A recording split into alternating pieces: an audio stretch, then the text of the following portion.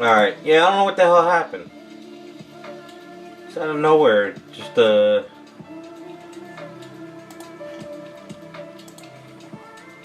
well. Might have had too much crap opened.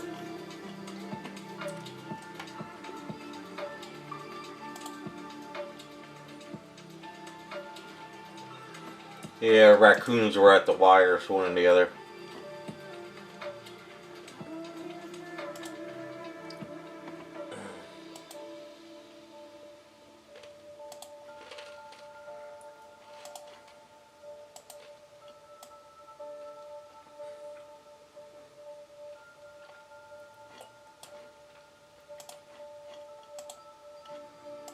Let's see, get everything organized again.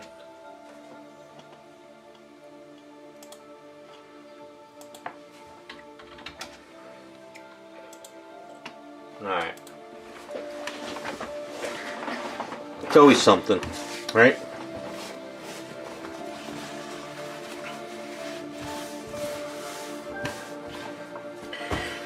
Okay. Haven't worked on these in a while, so let's see where I left off.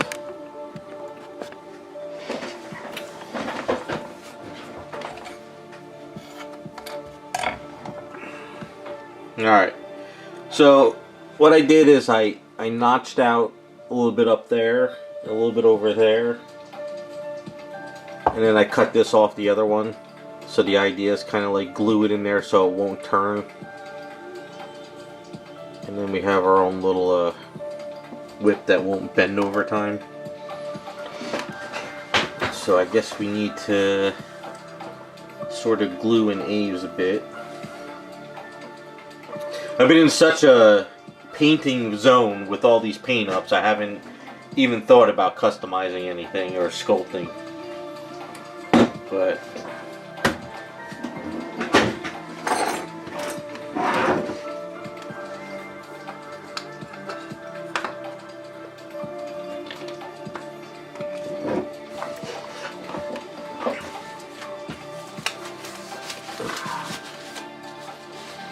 But there's a few things we could do tonight, sort of get ready. I still need to get in the garage and really sand stuff down. Yeah, Terrell, first of all, did you send me the link to whatever you're saying was on sale? And second of all, yeah, I did see the, what was it, Hollywood?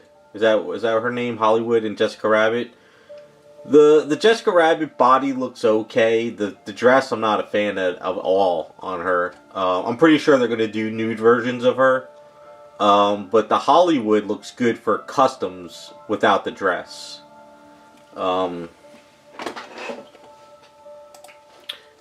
yeah, I'm not a fan of the outfit. The outfit's kind of meh. For anyone who doesn't know what we're talking about, I can post a link in chat.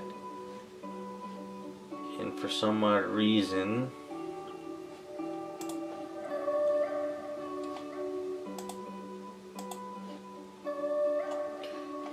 why do I not have...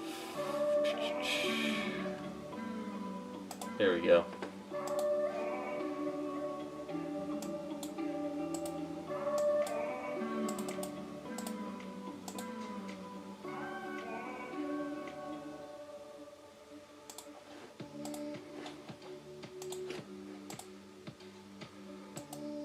Oh, okay, that's fine, Terrell. I wasn't sure what you were talking about.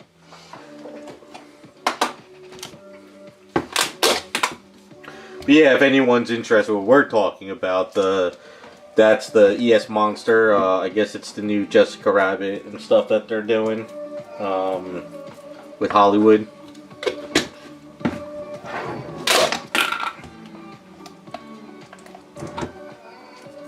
I mean, I think that Jessica Rabbit looks okay, but I think the face is not Jessica Rabbit.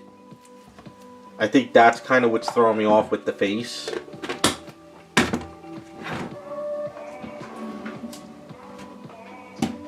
But I think the Hollywood would be a fun custom. If they do a nude version of her, you could do probably any version of Hollywood you want. You know, you could do like a schoolgirl, you could do a police officer, I think that would work good for her. But I don't know. I'm not feeling the Jessica Rabbit too much.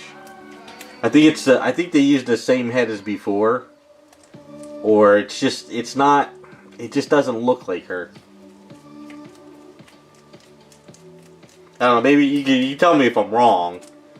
I just don't see it looking like her. But the Hollywood looks good though. The face and the hair.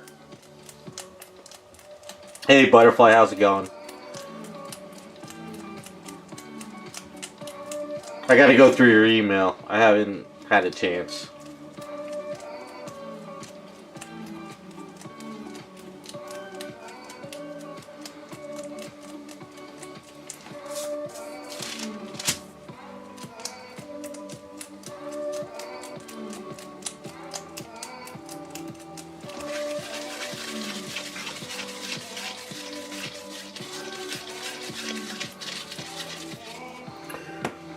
Yeah, ES Monster's doing a Jessica Rabbit in a Hollywood, and like I said, I'm pretty sure they're gonna do nude versions of them, because it looks like the outfits could be nude versions.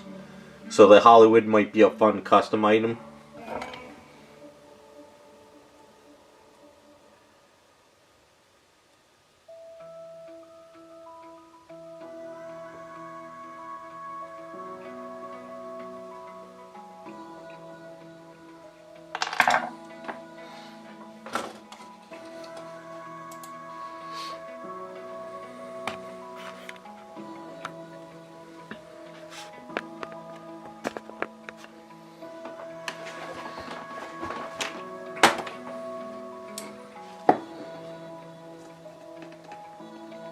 Yeah, Cool World. She's kind of like a fan favorite of like Jessica Rabbit is in a way.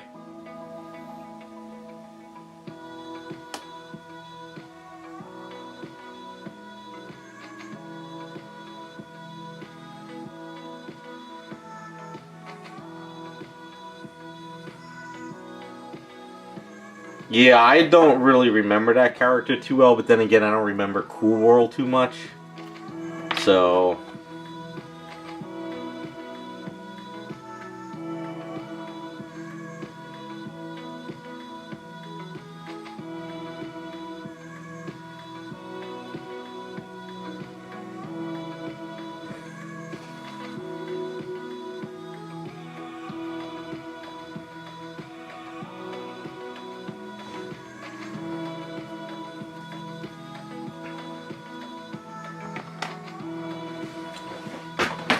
yeah, I have to go back and watch it again. Like I said, I think I saw Cool World maybe twice in my lifetime, so I don't really remember it too well.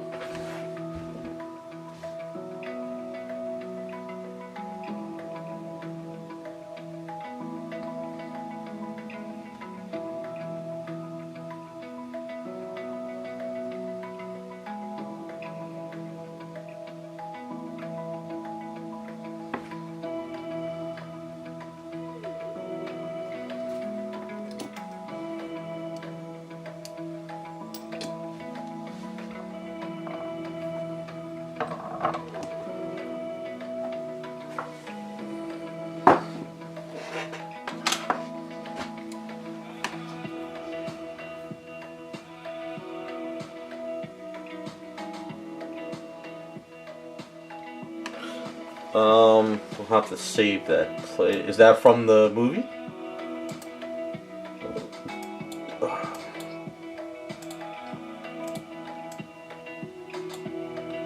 Okay. Let's save this. Alright, I will, you know what? Let's put it on my, YouTube sock account thing.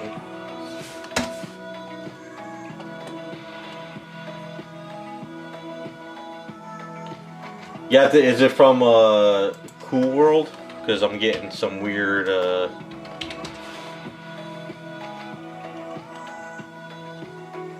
why is what Butterfly, what the hell did you send? Why am I getting like TikToks of weird people?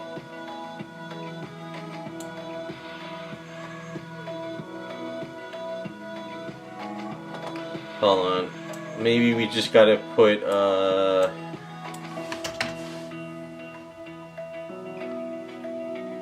okay, I found it.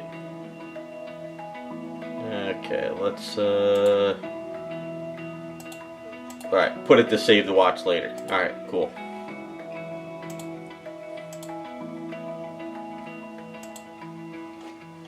Got it. Got it. Alright. And then Terrell said he's sending me something.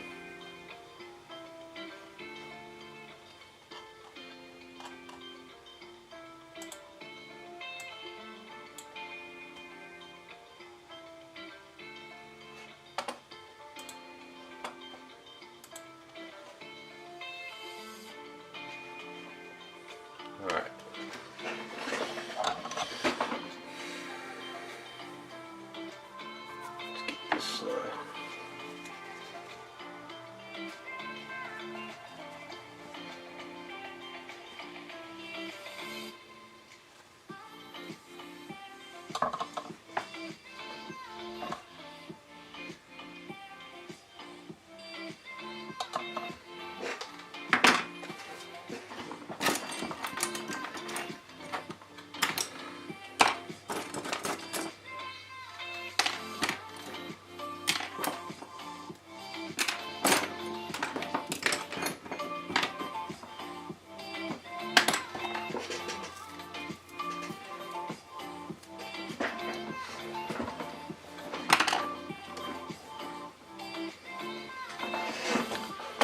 I didn't get the link yet.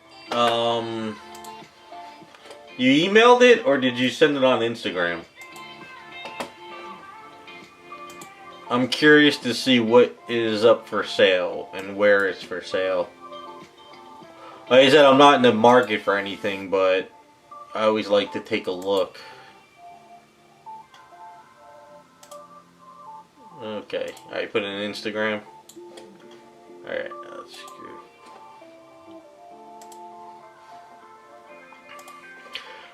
Oh, I think my friend talked about this site. Is this legit or is it fake?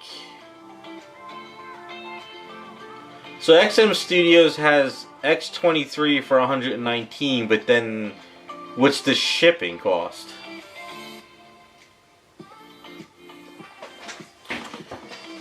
I'll post this on, you know what? Screw it. We'll post it. So everyone can see what we're talking about.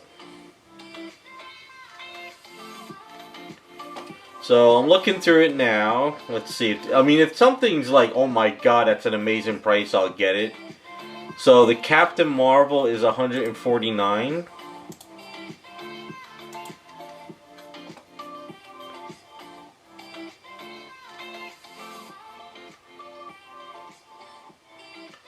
Wait. A deposit of 149. Ah, okay. That's how so it's $500 for her. Okay, I see. So the site is legit.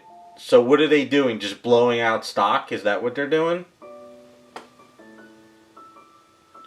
I see. Alright, so let me go through a little bit more. So their Rogue was never bad. I like their Rogue. But the Rogue is $450. That's not a bad price. Although I don't want to spend $450 for a Rogue like that. The price is shipped. Oh. Oh wow.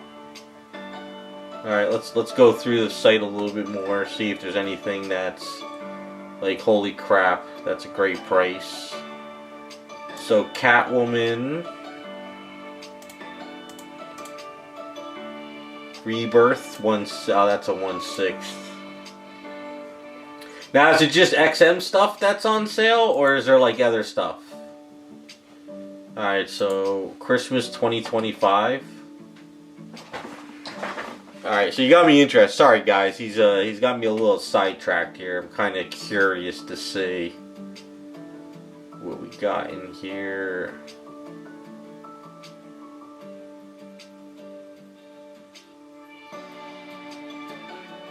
Yeah, my friend sent this in chat, and I was like, that doesn't seem legit. But you're saying they are, like, they're just, what are they doing? Just blowing out stock? Like, are they like kind of like they bought up like all the old stock on pennies on a dollar and just blowing it out or something?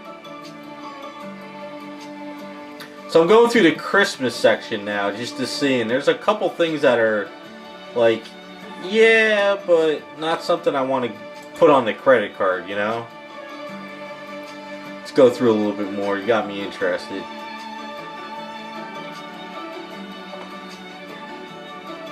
Got some Naruto items, which aren't bad.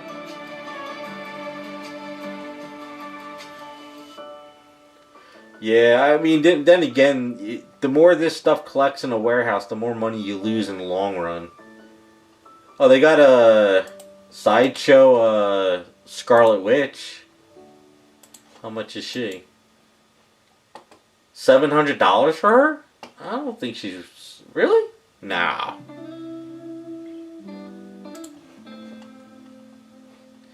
I mean, yeah, I wouldn't purchase this on a debit card. I would definitely put on a credit card just to be on the safe side.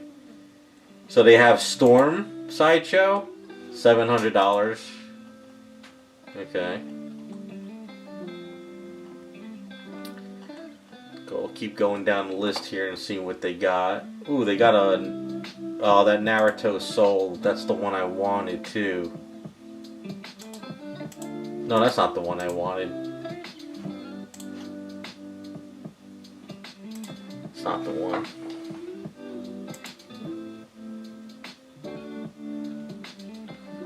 Alright, I'm going through a little bit more just to see what they got going here.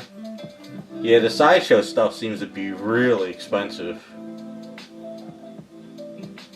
But they have Naruto stuff, they got some Dragon Ball Z, they have some other stuff that's just sold out.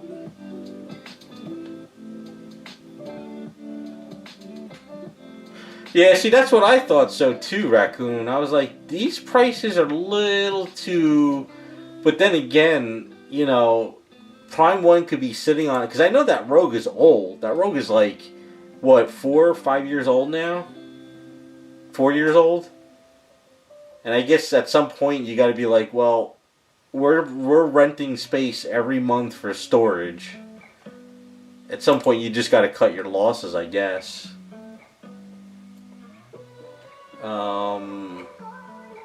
Wow, they got a lot of the Transformer stuff too from Prime 1.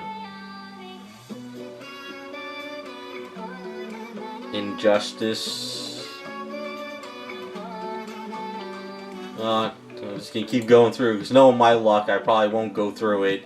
Go back later tomorrow and see something I wanted and it's sold out, you know. So they have the Prime 1 Black Canary for $9.50. Eh. She's got a kind of a broken spine.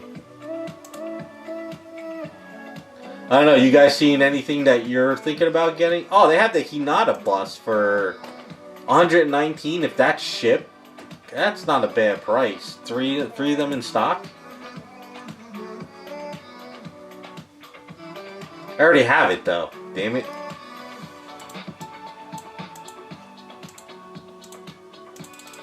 This isn't a bad price for this. If this is shipped,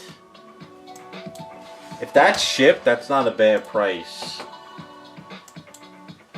I don't know if I really want to get a second one. They have Sakura, Sasuke, and Naruto.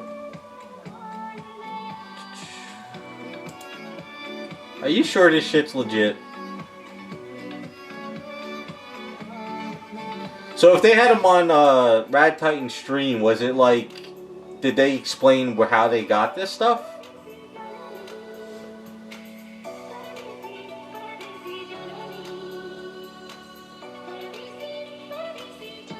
Alright, I got a couple more pages. Sorry, I gotta going through this a little bit more. We got a bunch of Pokemon stuff too.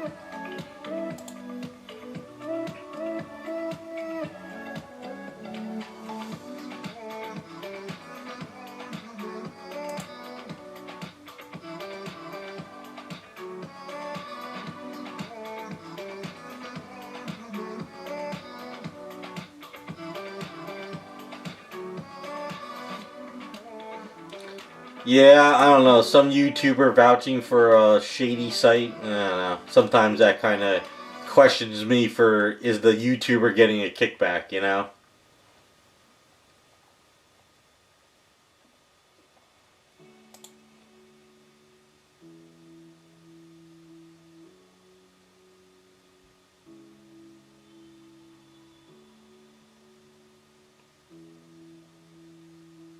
Hey Jacob, where the hell you been? Uh, Spec Fiction's doing the same sales? Um, hmm. So, they have the Akuma Prime one, but I already got that Akuma kit, so I don't need the Prime one. Plus, I don't like the pose. Yeah, I don't think there's anything I would jump on, at least not that I... Nothing... Plus, Prime 1 stuff's so big, where the hell would I put that stuff, you know? Huh. Yeah. Nah, nothing for me. Thanks for letting me know, though.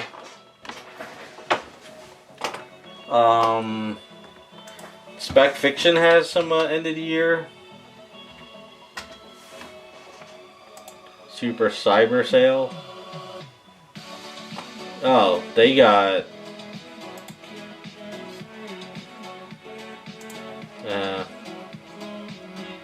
these prices are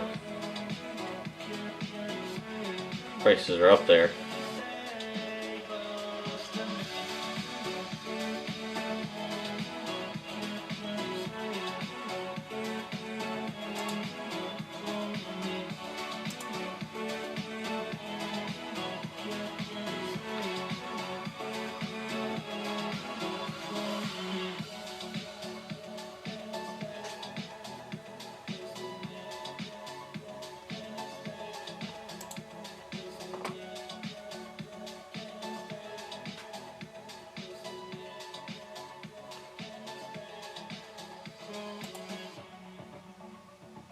Well, Spec Fiction has that Scuba Girl statue on sale.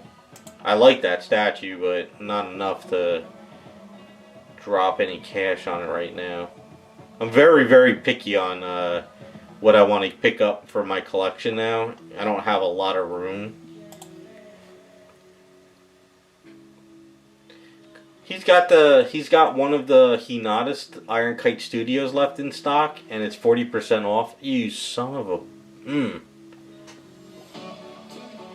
40% off for $1,400 probably would have been cheaper than when I got mine. Sons of bitches.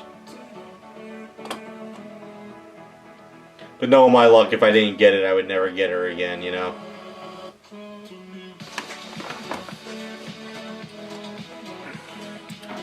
Yeah, I'm going through the list on Spec Fiction. Not seeing anything.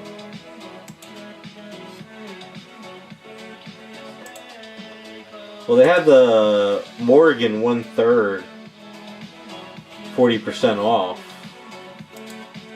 But I don't need a 1/3 of her.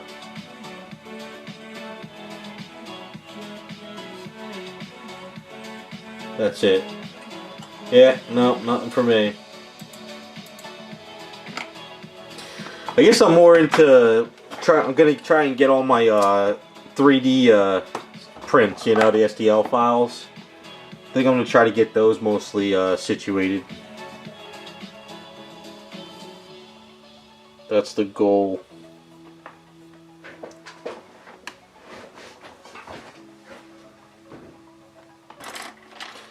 Yeah, I just went through Spec Fiction. He's got a lot of stuff, but I don't, there's nothing I'm looking for. But I mean, if you guys are looking for something for a while, I think there's some good deals.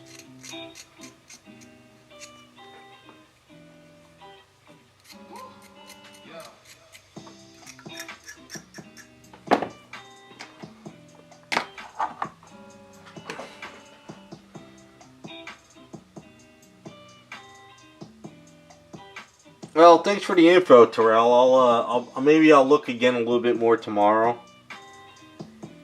and see.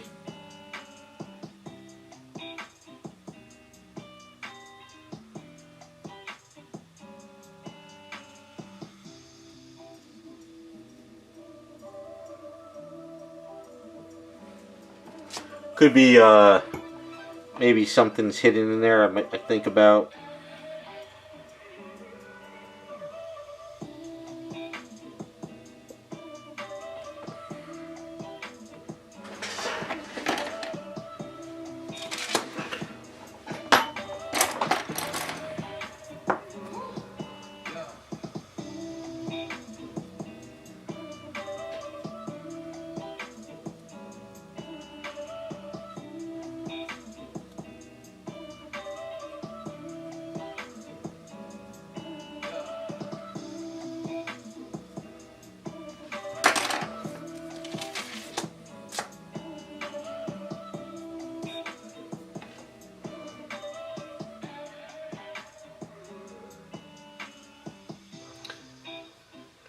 You think, well, as far as statue companies go?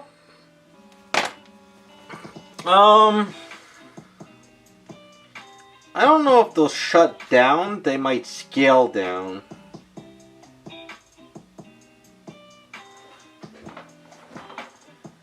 I can't see it shutting down completely, because if you look at what SciShow's done, SciShow sort of become more of a distributor. They're not really like a statue company as much as they once were. And I think there's still a market for stuff, because not everybody's going to go to print out an STL and have somebody paint it up or paint it up themselves, or buy a 3D printer. So I think there's still a market for stuff, just not as much. Then again, I think there would be a market for stuff if Disney didn't kill Marvel movies and DC didn't kill DC Comics. Because now everybody that were like the new fans moved on to Pokemon stuff. So now like everything is Pokemon cards like crazy. So I don't think anything's going to close, but they'll scale. You know, I'm sure we'll never probably hear about it, but places like Prime 1 and XM and whatchamacallit, Sideshow might start laying off workers and stuff because they're not selling as much. It's kind of my little take on it, I guess.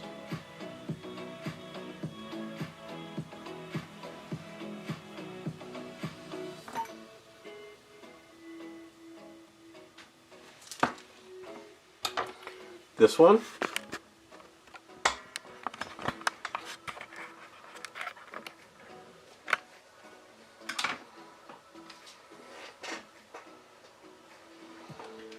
This is a Peach at the moment.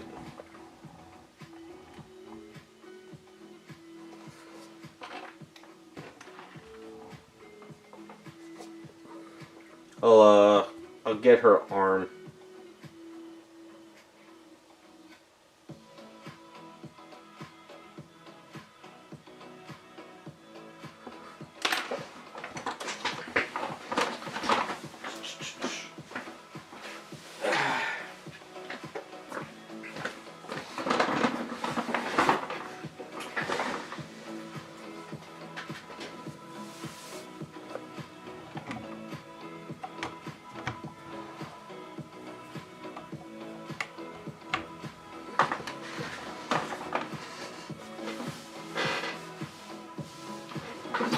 I'm working on about 15 items that are on the floor right now.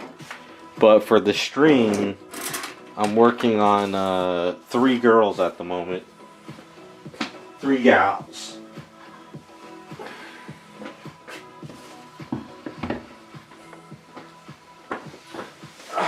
Wait, I don't want to lose these parts at the moment. Hold on. Ugh.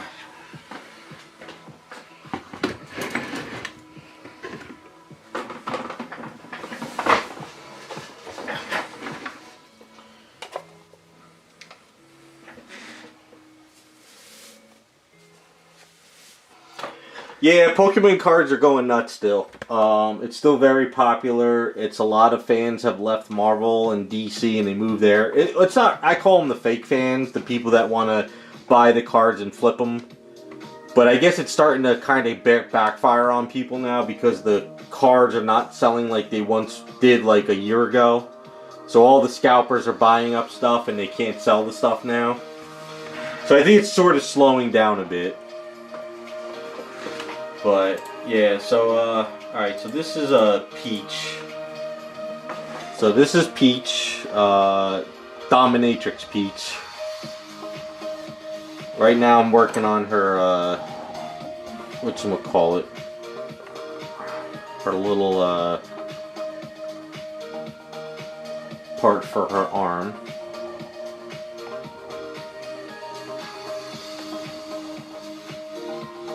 Of course, I gotta fix her finger and everything. And then this one here is Savage Land Misty. So if you ever read X-Men comic book Savage Land, we're turning Misty into a Savage Land. Where is Misty picture? You know, Misty. So sculpted up the body, gave a little, I forget this guy's name. I gotta sculpt the hair yet. But she's got her jean shorts, nice little booty.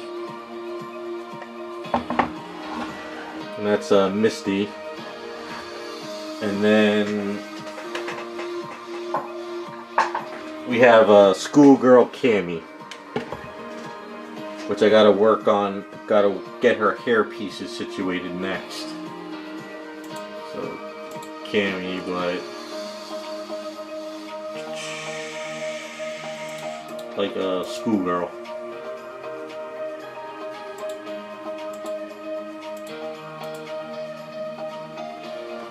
So that's what I got working on at the moment. That's the goal.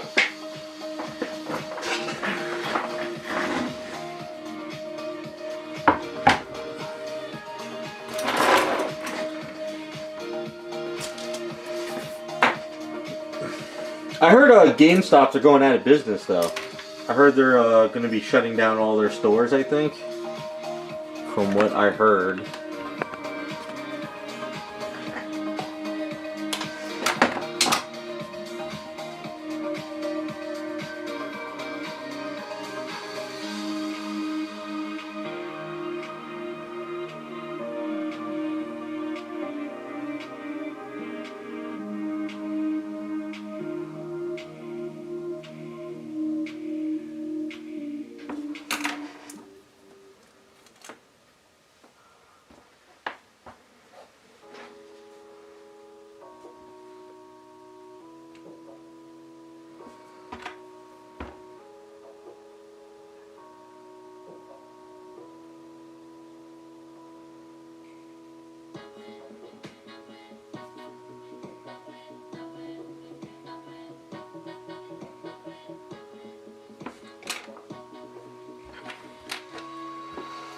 Yeah, if you guys are interested, you should check out some of the YouTube videos of the Pokemon people going crazy at like Costco's. And then there's a lot of guys that go to the card shows and they steal cards. It's absolutely insane. That's kind of like where everybody moved to. Like comic books seem to be like dead now. Because I guess people can't flip comics anymore like they were able to. So I think they all moved over to the Pokemon side. And it got bad there for a while. Like really bad.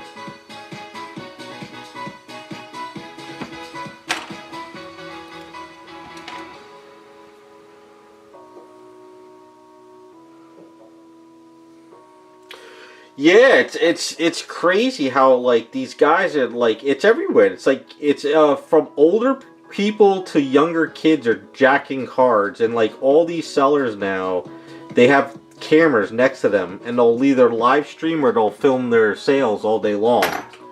So I kind of went down that rabbit hole about a month ago watching all that stuff.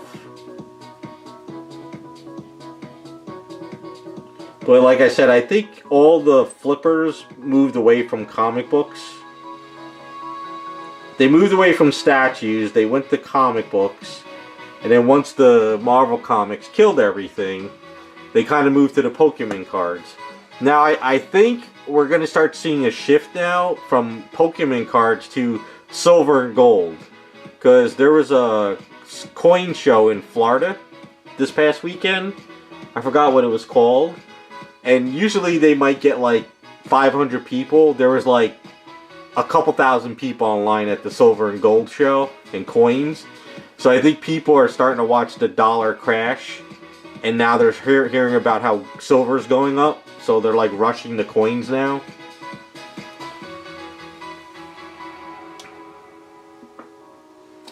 Well, Devastator's slowly starting to happen. A lot of these guys who were getting cards and they were like, I don't know if you heard about the McDonald's in, was it Japan? All the people from Korea or China were running to Japan to get the Pokemon cards you get into Happy Meals. But they were buying up the Happy Meals, getting the Pokemon cards, and they were just throwing the food away. It was like all over the streets. So those McDonald's cards were going for like $300, $500, and now they're like $50 cards. So that's what's happening in that Pokemon verse. Like the rare ones are like really sought after, and then all of a sudden they drop. So there's guys who are dropping like $5,000 on a graded card, and now they can't get like $1,000 for them. So it's definitely like hype and FOMO. But I think that's kind of over with now. At least it's slowly over with.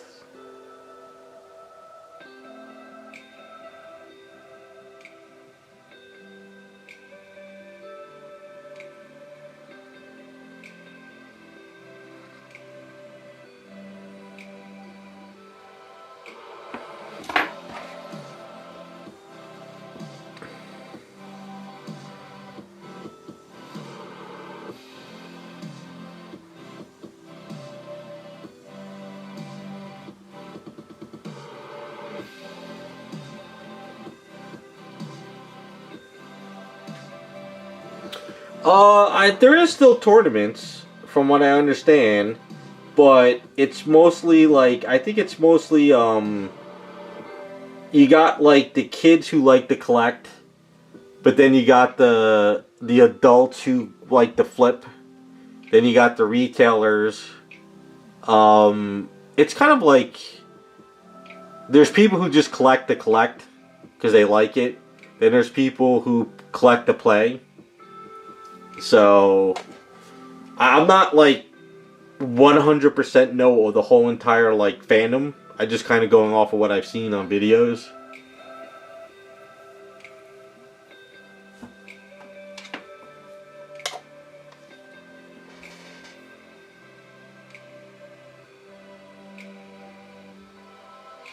Yeah, Devastator, that's kind of what's happening. There's a lot of that going on right now. Alright, let me put this so it doesn't get messed up.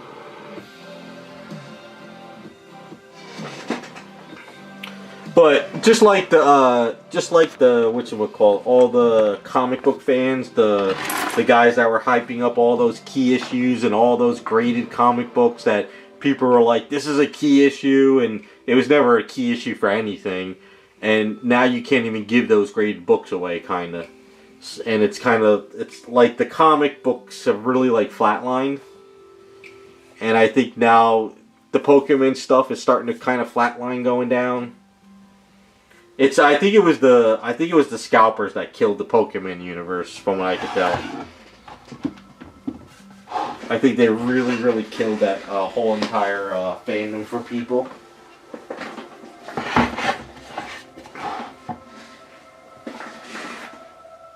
Because I was watching videos and I saw like a mother and child go into like a Walmart, and the woman's just asking the child like, which Pokemon cards do you want? And the kid's just like looking, and then you see like some like guy come rushing over, pushing them away and just taking all the cards and throwing it in his cart and stuff. It's just like, let the kid have a couple cards. How much money are you gonna make off of that, you know? I mean, I understand if, you know, you wanted to get like 1 or 2 boxes, but to take like 30 boxes off the shelf, it's gotten crazy. But I am seeing videos now of guys who, whatchamacallit, they're showing like all the Pokemon cards that they bought, and now they can't give them away. Which is kind of a riot. They're crying like, oh, nobody's buying my cards, or I can't move these. It's like, oh well.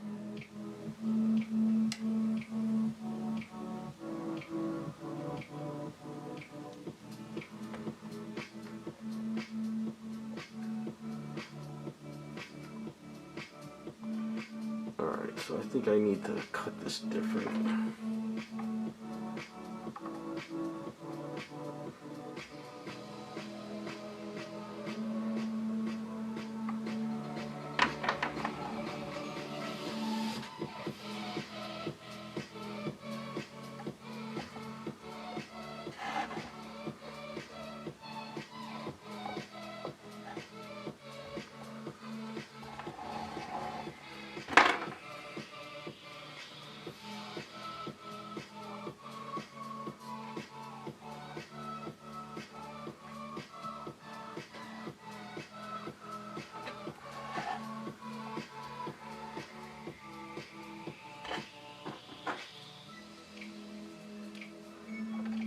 I think you could say the same thing happened with the statue guys.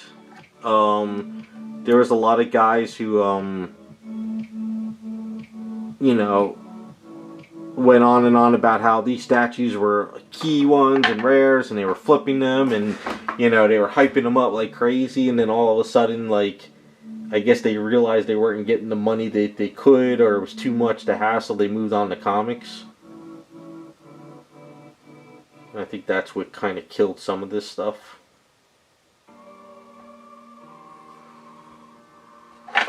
Oops. So I think we're gonna... So I went ahead and I got my little rods. So we're gonna make a magnet system for these hair pieces. So I think this one we're gonna put here, like right there. Hey JC, how's it going? Happy New Year. I did get your email, just didn't reply, sorry. I didn't forget about you.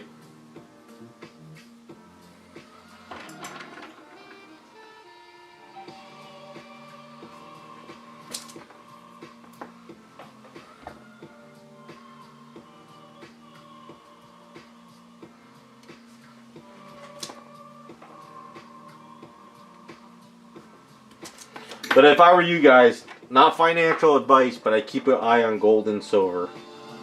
I think that's kind of where everything's going next. Like, I think a lot of the scalpers are moving toward gold and silver because of what's going on with silver now. And I think that's kind of where I'm pretty sure a lot of these guys who scam and stuff are going to shift to.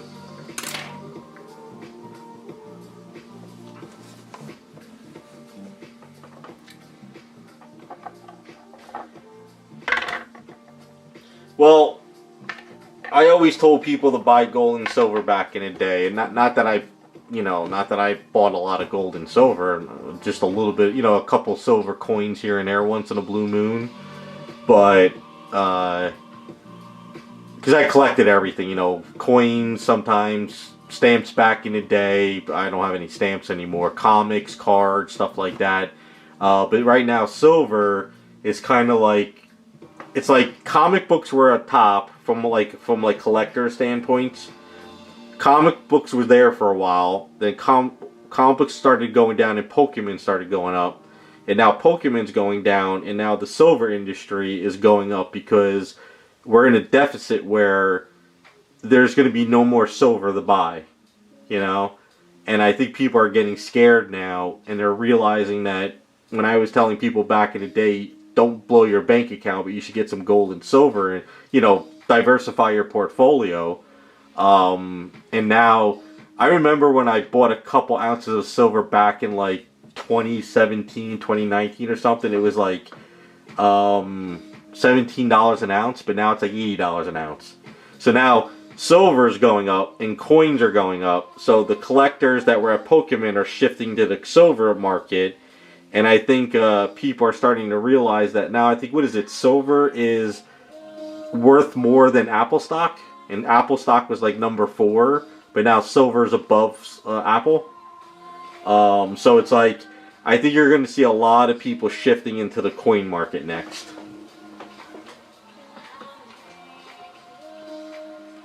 See, I wouldn't, like I said, this is not financial advice at all, but I wouldn't own paper stock in silver, because it's like, what is it? For every 3,000 paper stocks is 1 ounce of silver. So if you were to if the paper market crashed, you would lose all your money in the silver. But if you actually have the silver coin, you don't lose any money because you actually have the coin, you know?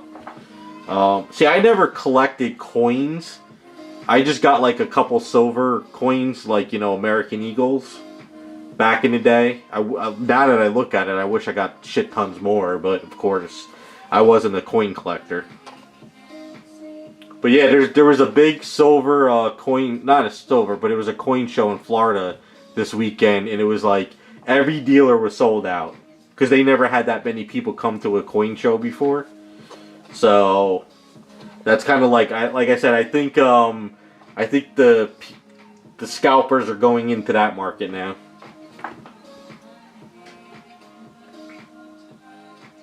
Yeah, but even if you have a silver certificate, like, I say I've been listening to all whenever there was like the next big thing, I watch videos. So I was into the whole comic stuff, you know, and then all of a sudden like all these influencers came in. It was like, this is a key book. I'm like, no, it's not a key book. It was in a dollar bin for 20 years. It's not a key book. And then all of a sudden now they're in the Pokemon market. And they're like, this is a rare one. It's like, no, there's like millions of the card.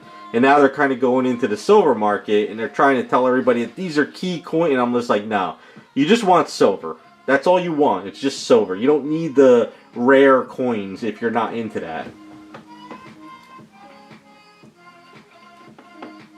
Yeah, Devastator. I saw that that guy like all the mining stuff. Like I'm like studying all this stuff now, and I'm kind of doing this while I work during the day.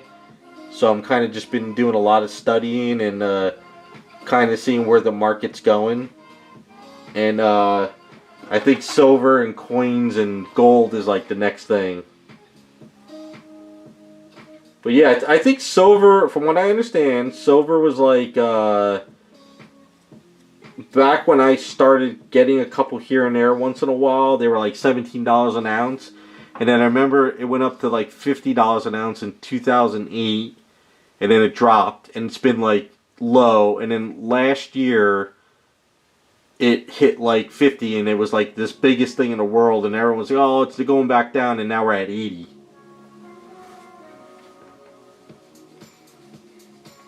Yeah, I actually looked into a couple more, Devastator. There's a couple more mining companies that are kind of like around, that a lot of the silver guys have been talking about on videos. And I've kind of looked into some of these other companies. So I sold a couple shares of my IRA account from an I was kind of up on. I got rid of this other stuff I had. I didn't want anymore. And I'm kind of trying to some of these mining companies. So I'm looking into silver because I don't know if you've heard, China started this law now, or this new rule, that they're not going to export silver anymore unless the government agrees to it. So, like I said, I'm not giving anyone financial advice on my end, but I'm just letting you guys know that's kind of like where things are headed.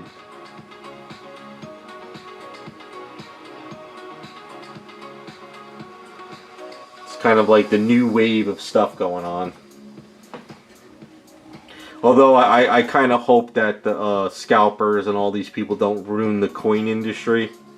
Because that's all we need is these guys to screw up like the silver and gold.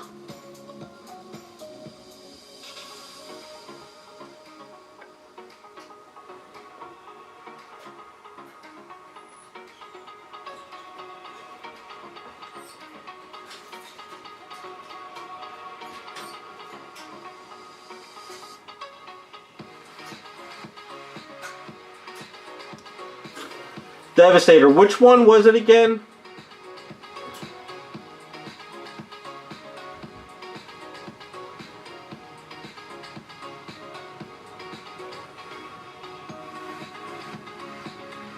Yeah, this is kind of like what I do during the day. I just kind of pop on videos and I paint all day and I listen to like what's going on. Highcraft? Is that the... I'm kind of curious if that was the one I was looking into. I know I probably have it saved. Highcraft. So let me look at my list of stuff I have saved. Although I wish I had the kind of money these people have to buy this shit. I don't. Highcraft, yeah, okay. Yeah, it's on my list to get a couple if I ever get some funds together.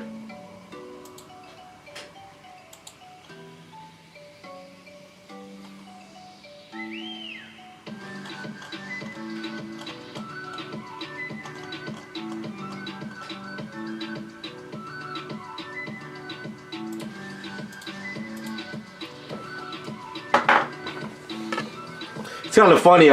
I was listening to some of the like news stations, and they're like, "Sell your gold and silver. It's all gonna crash. Get out of it." And it's like that's another sign to get into it. Whenever the media tells you to get out, that's kind of when you're supposed to get in. All right, I gotta shave this down and re-drill this here. Or should I do it this way?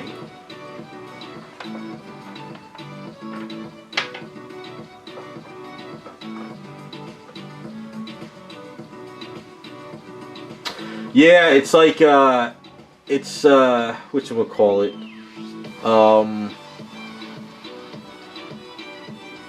It should be, what is it? It should be like, gold right now is like 4,500. Yeah, I guess we will do it this way. Gold is 4,500. Silver should be about $300 now, but it's only 80. Like, the COMEX is screwing with the price. Well, let's do this. Yeah, I think this will work.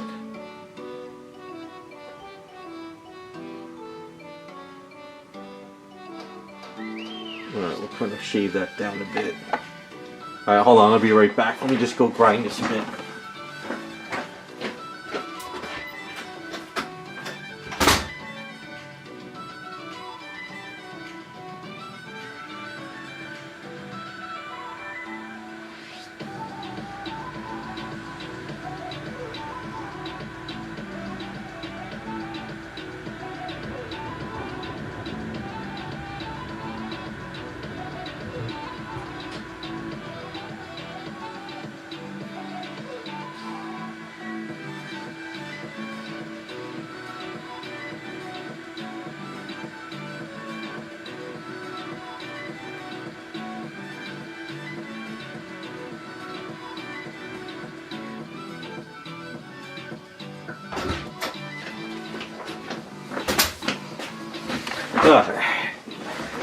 I was watching one guy on YouTube, and I think he was stacking silver since he was like a kid or whatever, and I think he probably has like thousands of ounces of silver at $80 an ounce. And I'm sitting there like, ah, man, like, why didn't I have anybody like in high school or like whatever telling me to buy silver or gold, you know?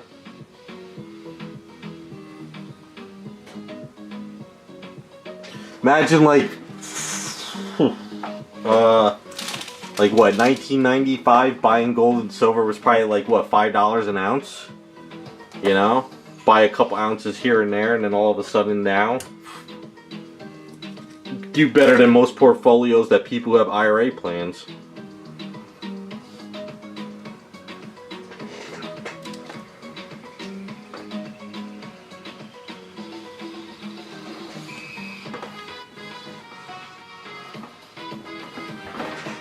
I don't know, I'm just sharing some new information I've been studying with people lately. So keep your eye out on the silver market. I think that's where all the next flippers and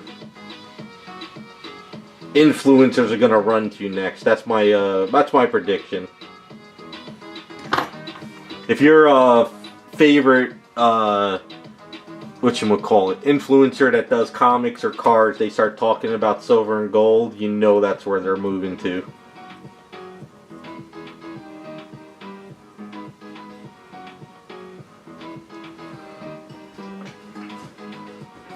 Yeah, it's blowing up, and it's kind of funny too. I used to tell people back in the day, you know, you should stack some silver and gold, and they were like, "Oh, you're crazy," blah blah blah, this and that. And I'm like, well, you know, I'm not saying put your whole portfolio into it.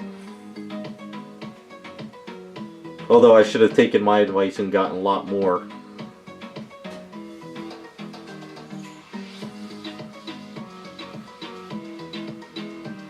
I watched this one guy on YouTube, and he put his whole stack out on the table, and I'm sitting there like, that dude probably got like, of all the golden, well, he probably didn't put out all his stuff, he probably put out like a little bit, but right there was probably like 300 grand worth of metal on his table. I was like, good lord.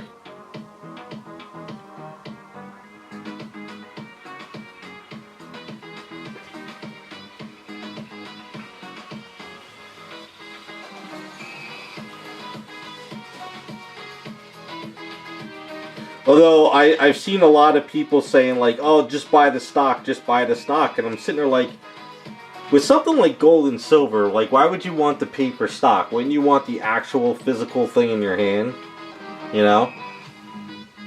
But yeah, there's a lot of shady stuff going on with the Comex right now. Pretty damn crazy.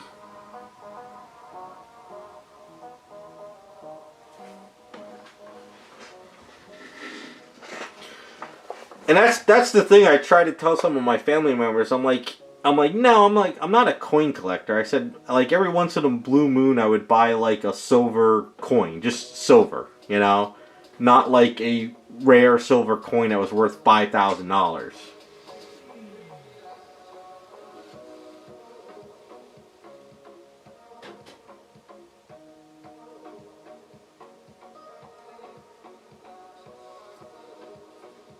Yeah, but I don't really mess with the stock stuff too much. I don't, you know, I don't trust myself. I would rather just, you know, have the physical stuff. I've been trying to get rid of some comic books on eBay in my eBay account, and nothing's like moving, and I'm lowballing everything, and I'm just like, the market's dead on comic books. But like I said, I'm starting to see all these guys shift to the silver and gold now. It's kind of where I think everything's headed.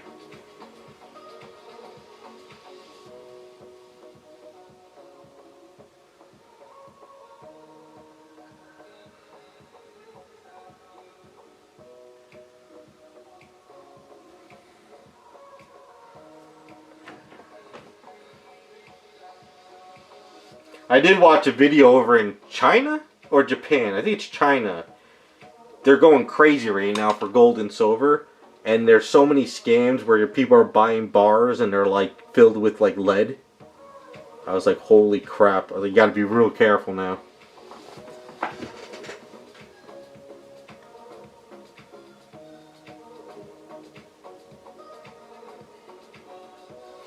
Yeah, like I said, I think what happened with the comic industry... Oh, damn it, almost broke this. Comic industry, I think everybody just... I think the hype died down because Disney killed comics, the movies, and I think the influencers killed everything. They were overpricing all the comic books. They were telling you this book is going to be worth millions, and blah, blah, blah, and then I think a lot of people got burned out because they were buying stuff and it wasn't worth the money.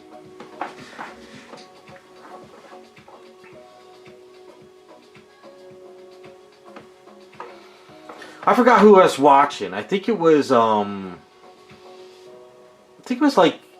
I don't know if it was Gem Mint or Comic Tom or somebody.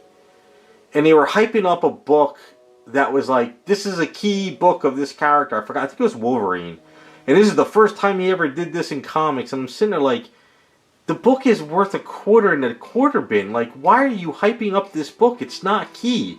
But people were rushing out to get it, and they jacked up. People were buying this book at $30, and I'm like, it's not a $30 book. And now it's back to a quarter, I think. You know? And I think that's what killed comics.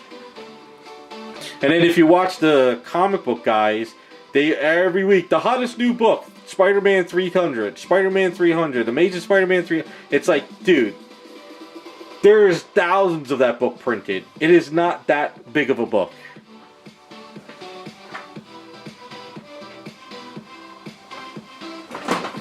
So I think that's what got me frustrated with the comic books and all those influencers. They just started killing comics with all these key books. And I kept telling people it's not a key book. I guess growing up, buying these books every Wednesday, and they're like Amazing Spider-Man 300. I remember when I went into the comic book store and I saw it on the shelf and I picked it up. You know, I come back from those days, and these guys are like, "It's the rarest book ever, and you need a 9.8." And I'm sitting there like, there's probably like 350,000 of those books printed out there. It's not that rare.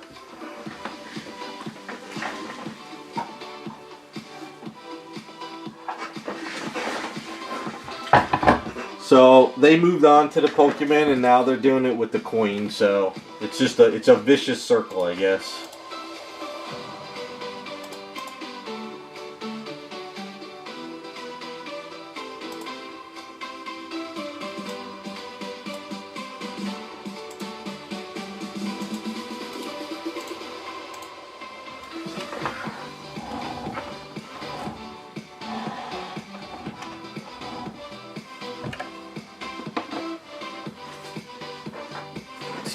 Out of the way.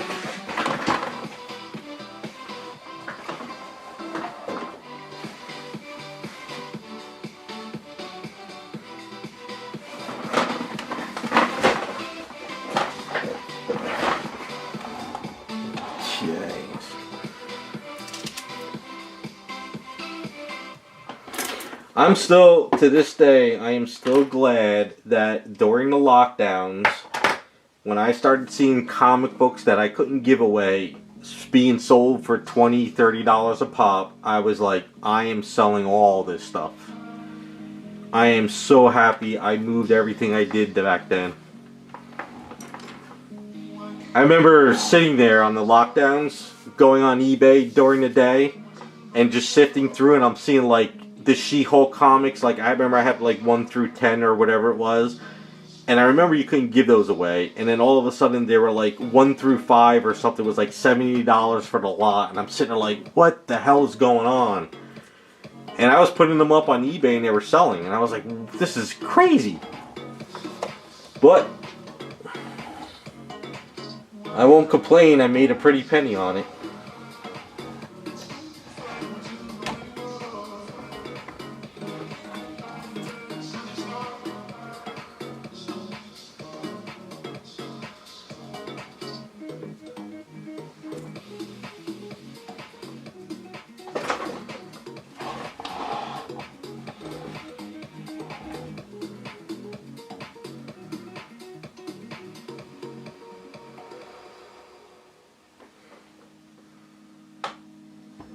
Yeah, during the lockdowns, the same thing with action figures. I had all my brothers, he saved all the Transformers, the G.I. Joes, the Teenage Mutant Ninja Turtles. He had all that stuff from when we were kids in his closet, and I took it all, and I just put it all on eBay, and it was selling like hotcakes. And I was just like, I knew we were, in my lifetime, I don't think we would ever have sales like this again.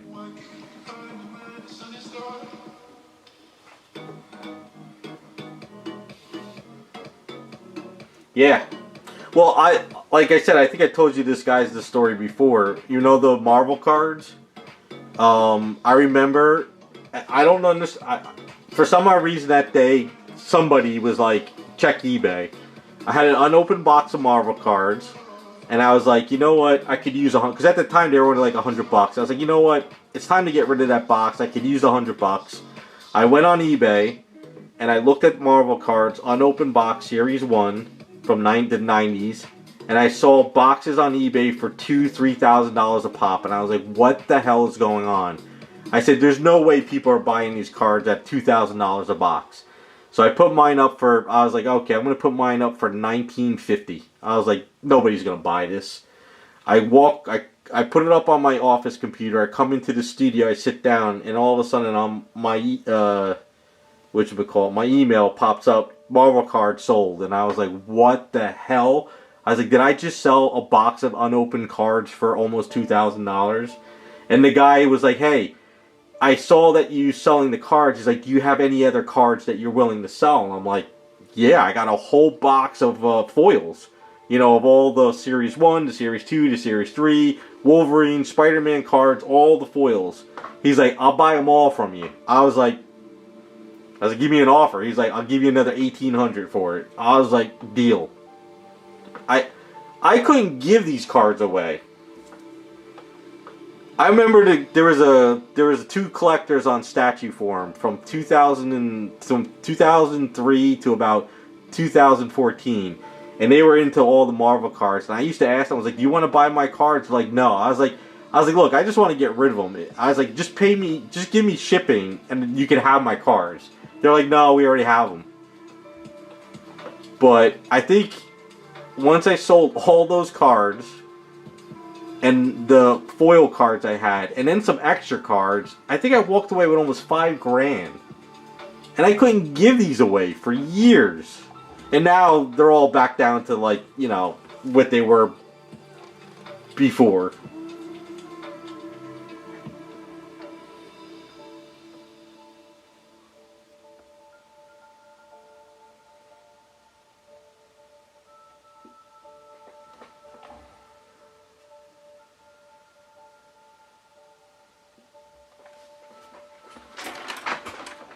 I don't know. Like I said, I think when you see stuff that's hot and you think you could part with it, that's the time to get rid of this stuff. That's kind of what I did.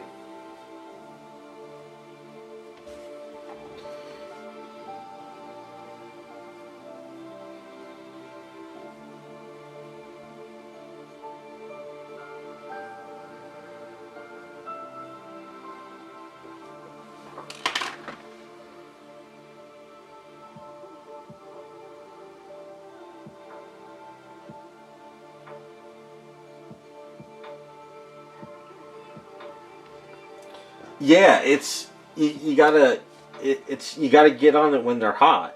Was that during the lockdowns when you sold them?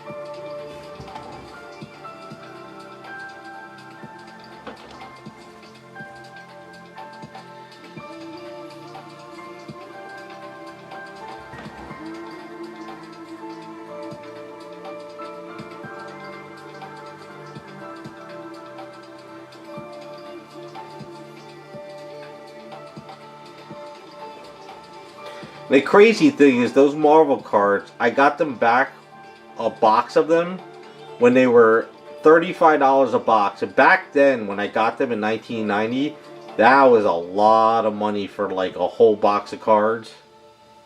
That's like if you were, like today, if you were going to buy a box of cards for like $200 or so, you know?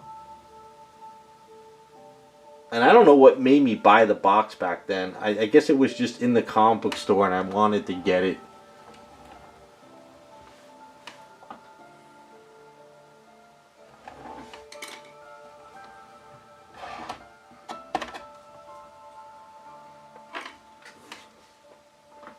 But yeah, the lockdowns were a real, that was the perfect time if you had collections.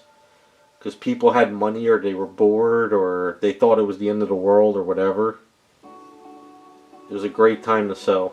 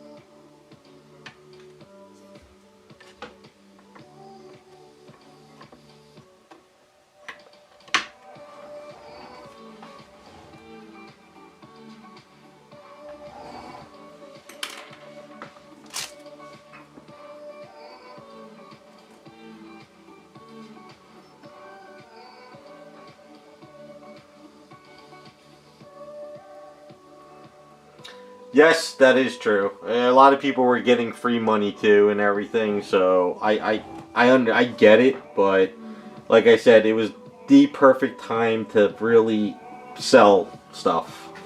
And I was more interested in selling my stuff and purging everything than buying at the time.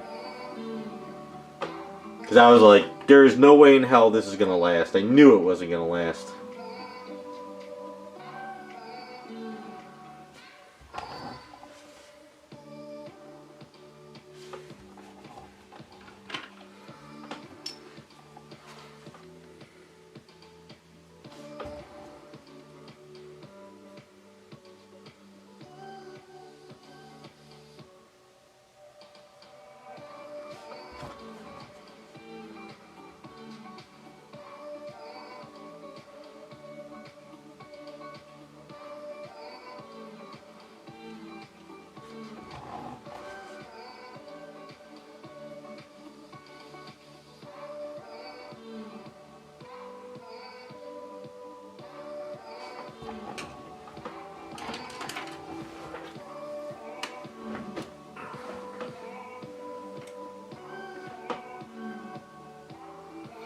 Yeah, it's bad now. I'm glad I sold everything during the lockdowns. I think I sold about 4 long boxes of comics that were just crap that somebody came and picked up. I sold a lot of key books at the time. I put them up on eBay. I graded a lot of books too, and I got good money for those graded books. I sold all my action figures. I sold all the comic books. I even sold all the Garbage Pail Kids I had. I just purged everything, and I swear it was a great time.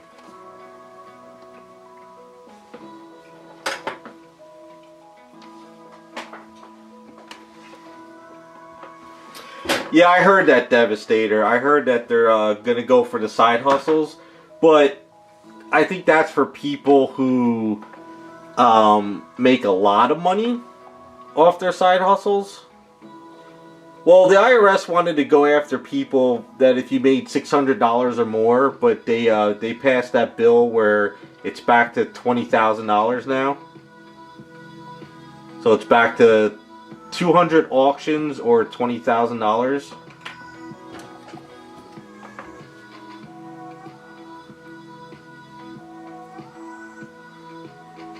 So I think we're back to that. So I don't think you have to claim anything.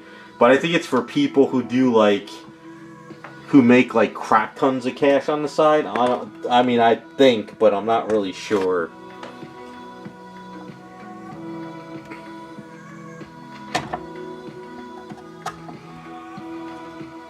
But yeah, the IRS is up everyone's ass all the time. You can't even breathe without them wanting a cut of their money.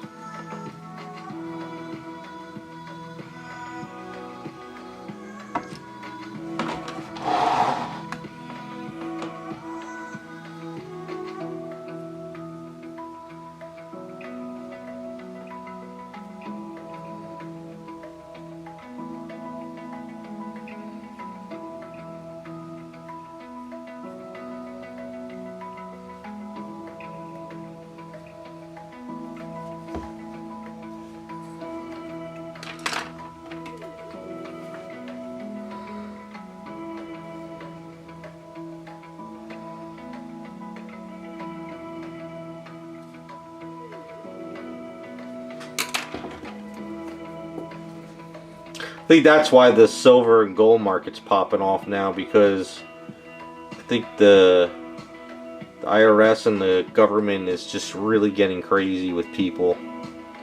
I think everyone's getting sick of it. I heard there was a rumor that people wanted to get together and stop paying taxes altogether, as a collective.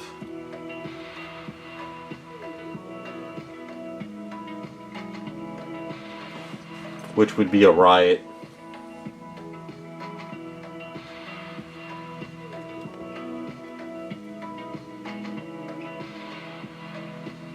Imagine everybody just got together and said, nope, we're not doing it anymore, we're done.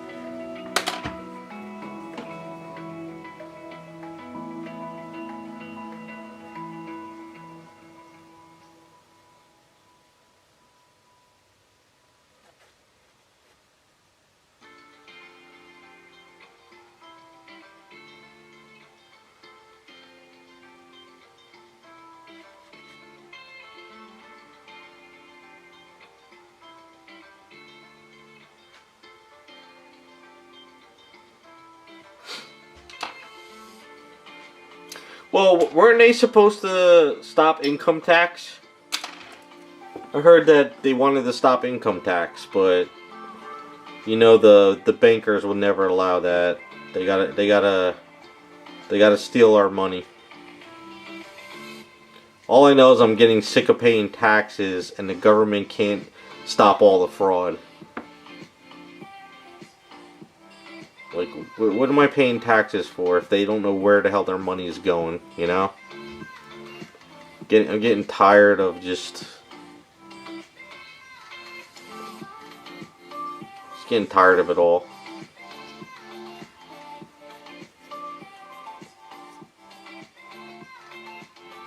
Politicians can make, you know, $300K a year and then bitch at us for not paying taxes. And meanwhile, they're just sitting there in their nice little mansions, and they get to play, and they get all the good stocks. They know exactly when to buy good stocks. Their portfolios are, you know, really good.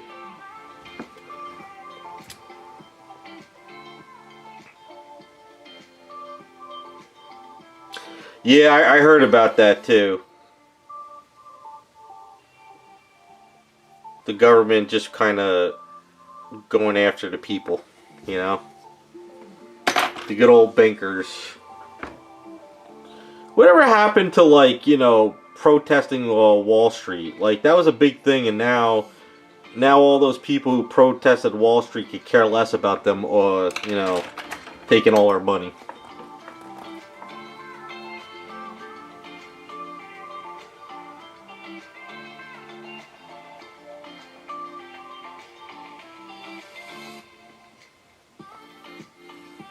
Yeah, pretty much. That's exactly what happens when you retire, and if you have like a 401 or IRA or whatever, you still got to pay taxes on everything.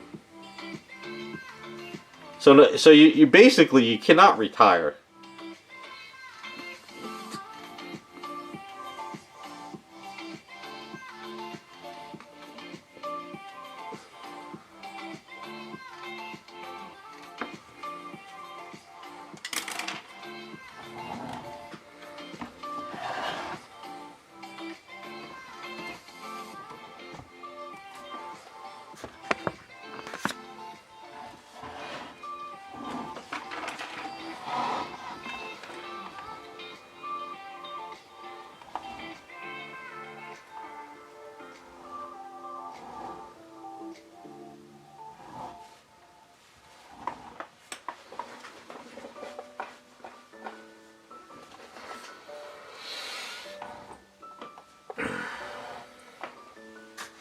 I think what we need to do is, as a society, we need to stop fighting with each other over dumb politics shit, because that's what they want us to do, and unite to say, screw you, we're not paying this crap anymore.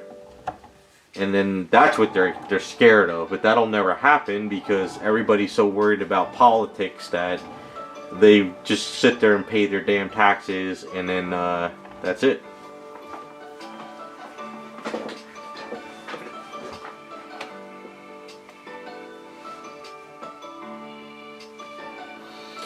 Yeah, that's what a lot of people are trying to do, Devastator. I mean, I think now in New Jersey, if I want to leave New Jersey, it's like a leave the state tax or something they want to do, because I think they did it in California and now they did it in Jersey, and I'm just sitting like, you're in the United States, so if I want to move to a different state, I got to pay you a tax. It's unreal.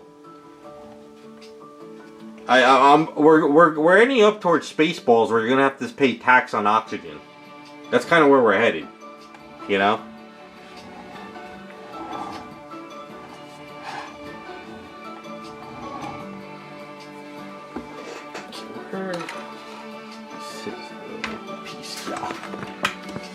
That's where we're headed.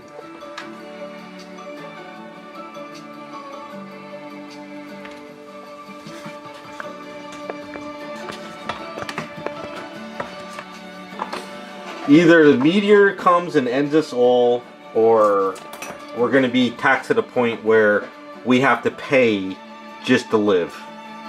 We're pretty much there now, but... yeah, that's true. I can see that.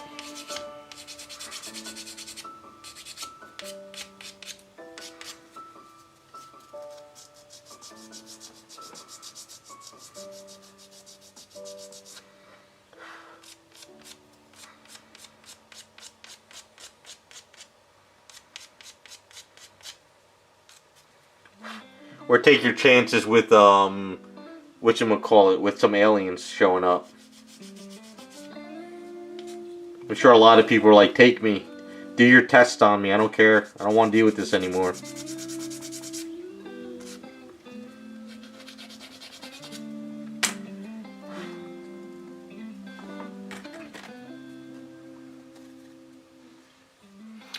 Yeah, that's pretty much the way it is.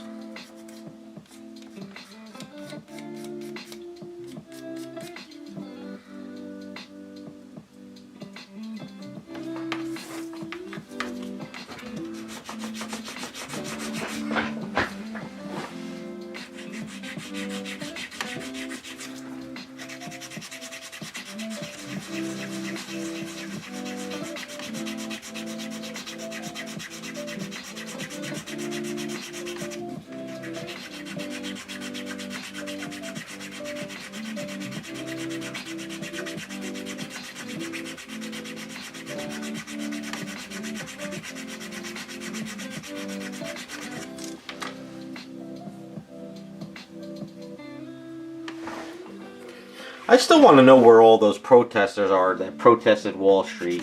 They all just kind of like... They all kind of gave up. Now they're protesting the dumbest shit in the world.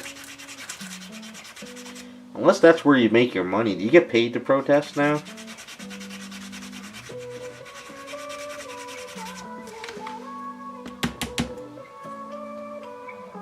Maybe I went to the wrong profession.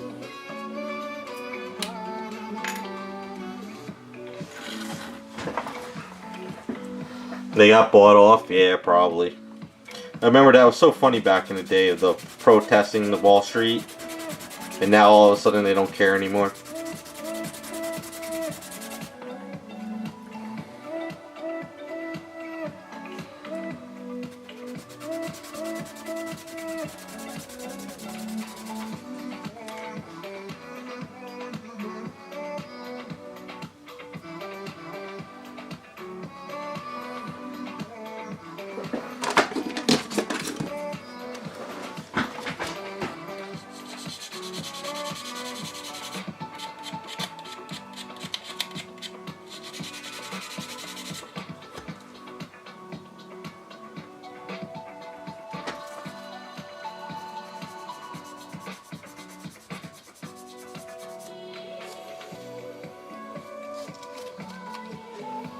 I wish they would protest Disney, make better movies.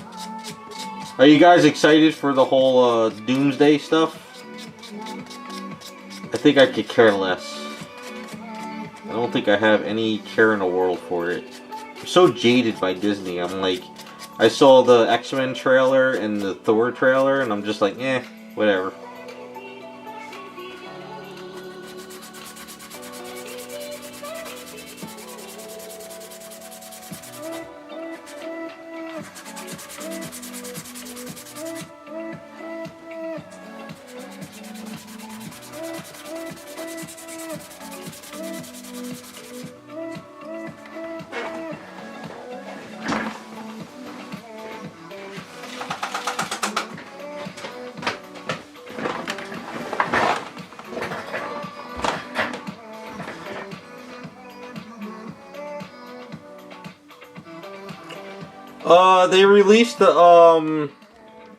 They released the X-Men trailer for Doomsday and the Thor trailer, and I think there's a black trailer leak or something.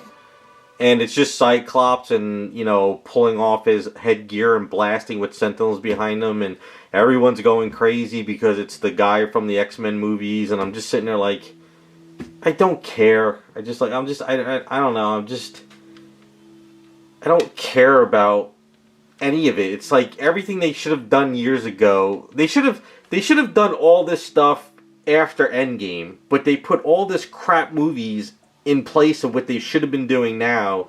I don't know. I don't care. I have no love for like Marvel. And then I heard Kathleen Kennedy's out of Star Wars now, and they put Filoni in, but I'm like, who cares? You killed everything anyway. You gave us characters that nobody cared about. You told us that we were bad people because we didn't like the movies you produced. Your actors attacked everybody online. I'm like, I don't care anymore. I could care less.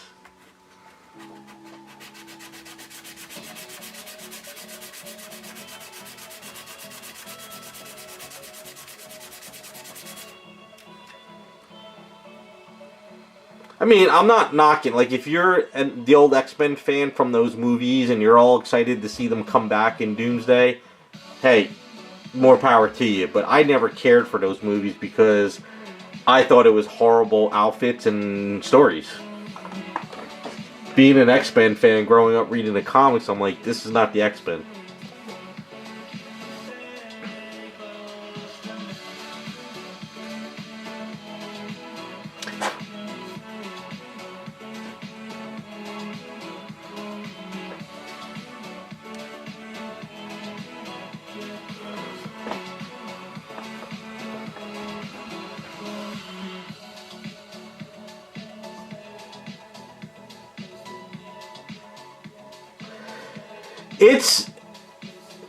I think it's a last-ditch effort, but I think what they're doing is it's more of like, hey, look, we're getting all your... They're basically, what they did with Wolverine and Deadpool, they're doing with Doomsday. They're like, we're going to bring back all your fan favorites from all the movies, and we're going to put them in a movie, and you're going to love it because all your favorite actors are in the movie, you know?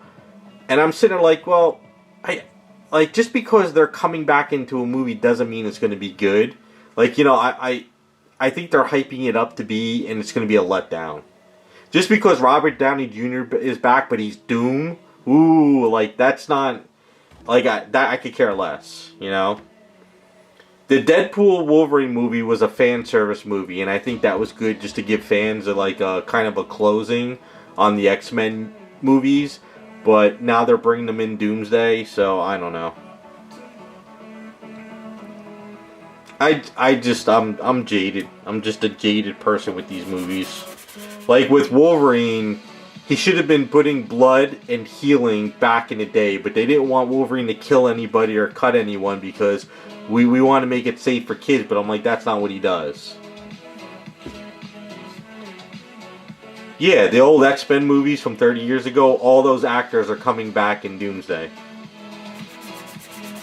You should see the trailer. There's a trailer, the guy who played Cyclops, I'll find it, hold on.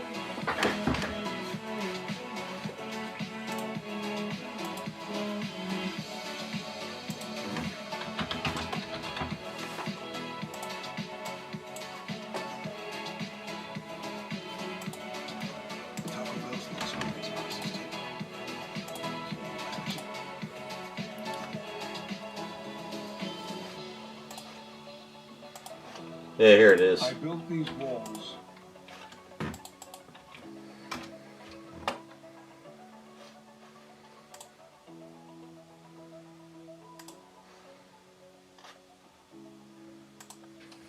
I don't know.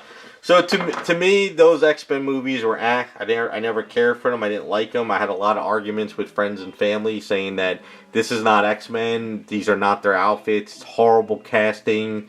But everybody was like, oh, you're just a hater. But I'm like, they weren't good.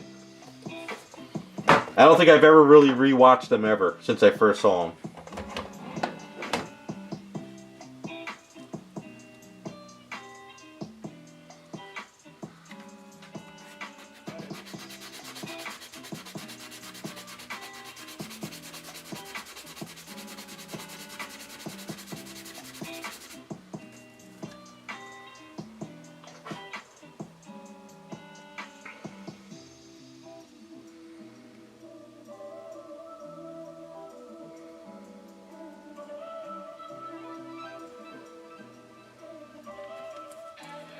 Yeah, it's not leaked. It's not leaked anymore. They're all officially shown. So the Captain America, the X-Men, and Thor are all official right now. So you could go on the YouTube and watch them. So they're not leaked anymore. But like I said, I think Disney is like, oh my god, Wolverine and Deadpool made millions and millions of dollars because of all the characters they put in the movie. So we're going to do that with Doomsday, but we're not going to make a good story. You know, I think Ryan Reynolds made a good story with putting the fan service of those characters. But I think the Russo brothers and Disney are probably going to screw it all up. I have no faith, so...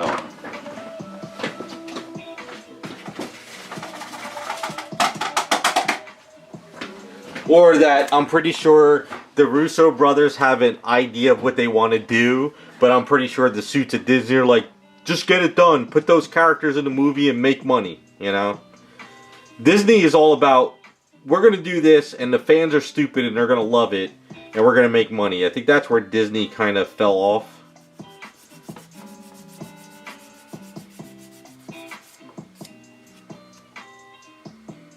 I think Disney was just like, our fans are stupid. We could put anything on screen and they're going to love it. And I think that's what they were doing with all these characters that nobody gave a crap about. And then we were all called horrible people because we didn't want to watch it. So. Well, supposedly, I don't know if it's true, but the guy who played Mr. Fantastic is supposed to lead the whole Doomsday team or something, which is like, oh god, that guy, I can't stand that actor. So if he's gonna be on front and center on the whole entire movie, you definitely don't want to watch it.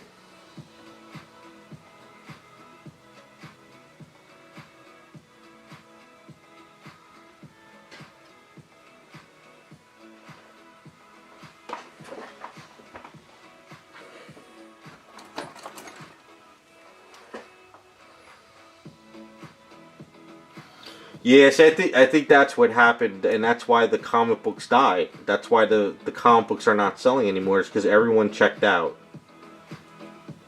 Everyone checked out of the stuff. Nobody cares anymore. They just put out slop. Hell, everyone I talk to now, it's just like, fans are going to be able to make their own movies now soon with the AI shit. And people are just like, screw it. Like, why do I need Disney to make a movie, you know? But that's kind of where we're headed, if we're not there already. Should I put this... Should we put this over the point or up above the point? What do you guys think? Yeah, Pascal. So he's Mr. Fantastic, so... One rumor was he's going to be the leader of the whole Doomsday crap. So I'm just like, yeah, that's definitely something I don't want to watch. I could be wrong. Doomsday could be the best movie ever made, but it's like, I'm not going to run out to the movie theater day one to watch it.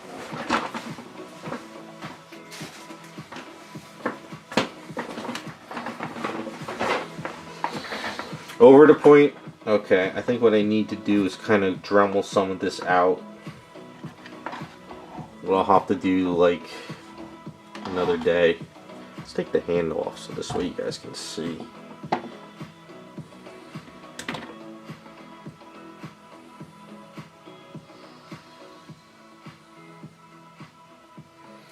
Well, Star Wars is dead.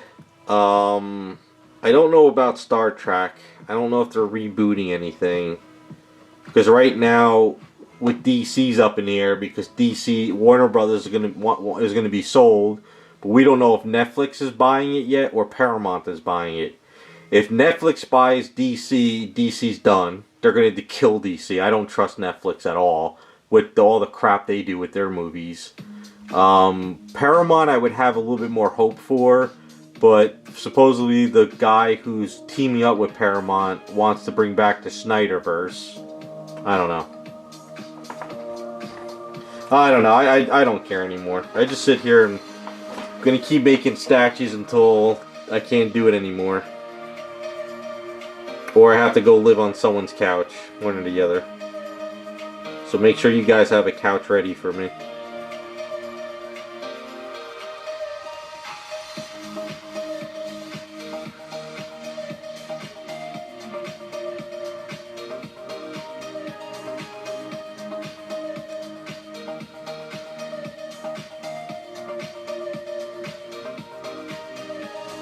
Alright.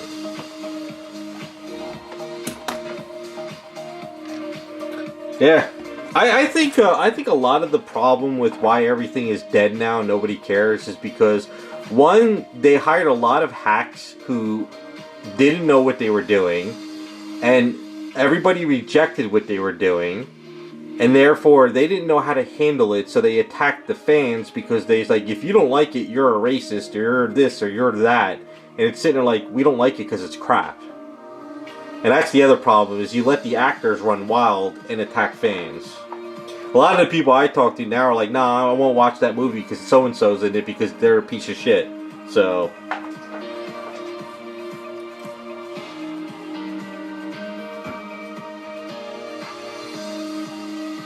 yeah, I don't know.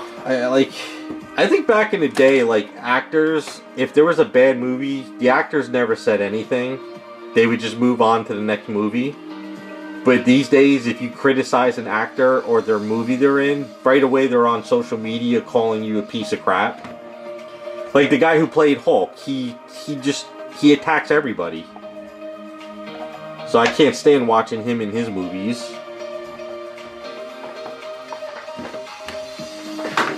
Worst Hulk actor choice too ever.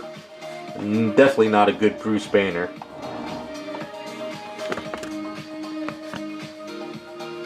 Alright, so we gotta start planning her hair.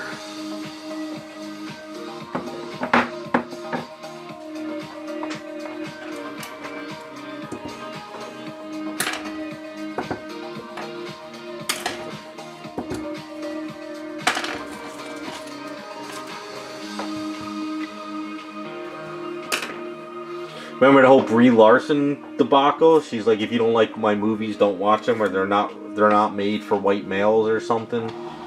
So there was a whole big thing with that too there for a while.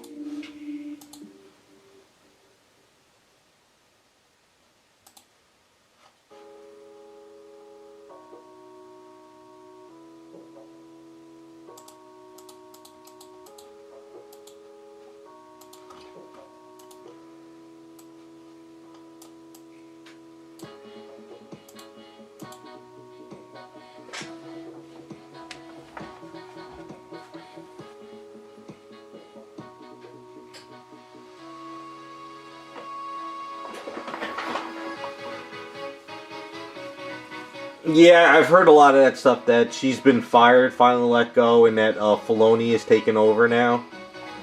I don't think that guy Filoni knew what he was doing anyway. He made some bad decisions.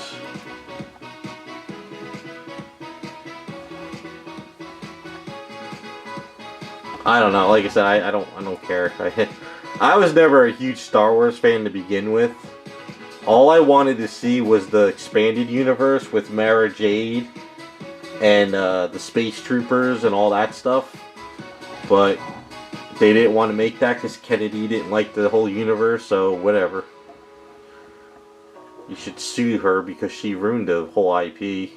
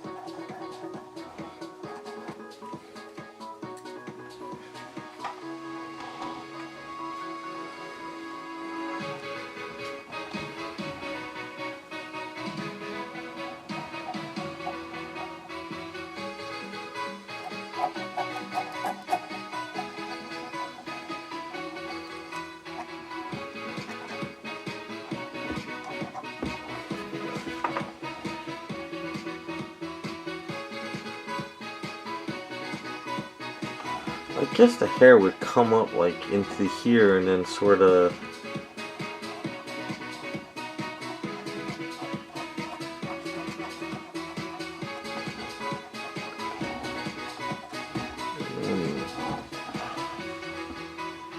We got this little piece is sort of like right about here.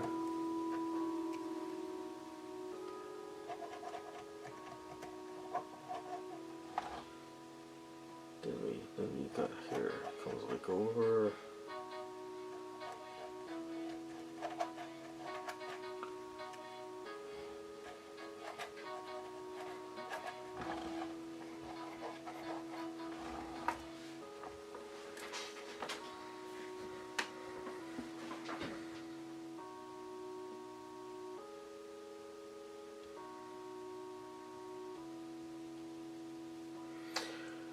Supposedly, Kathleen Kennedy is leaving and Filoni's taking over, but I don't think it's that big of a deal because I think her contract is up. So I don't think she's being fired. I think it's just that her contract is up and they're not renewing it, you know?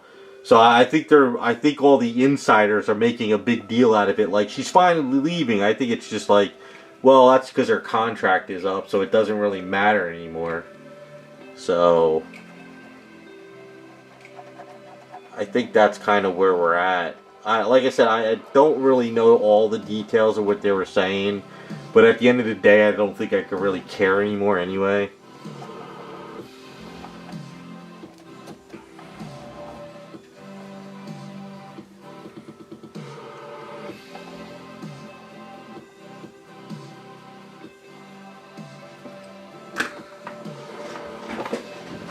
But yeah, if you don't know about that, Jacob, you're missing out on a lot.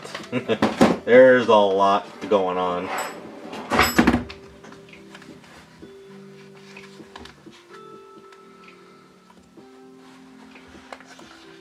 Well, I think Kathleen Kennedy is the Grim Reaper movie. She killed everything. She killed Star Wars.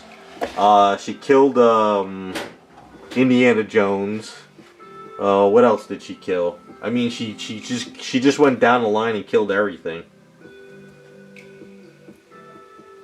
So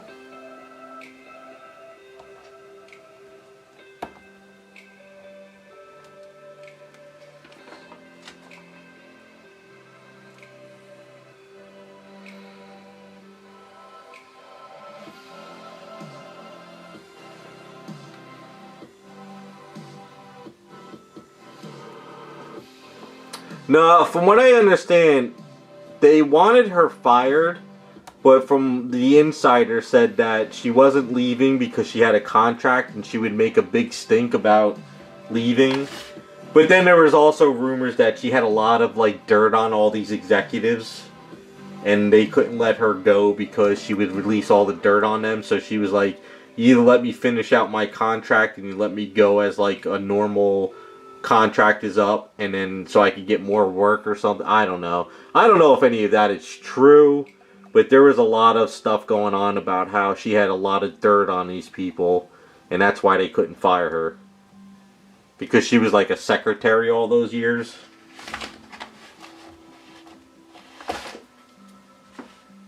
You know, some kind of like Epstein stuff she had on them. Like I said, that's just rumors, but either way, it's all dead. It's all dead. It's all gone. Just stick a fork in it.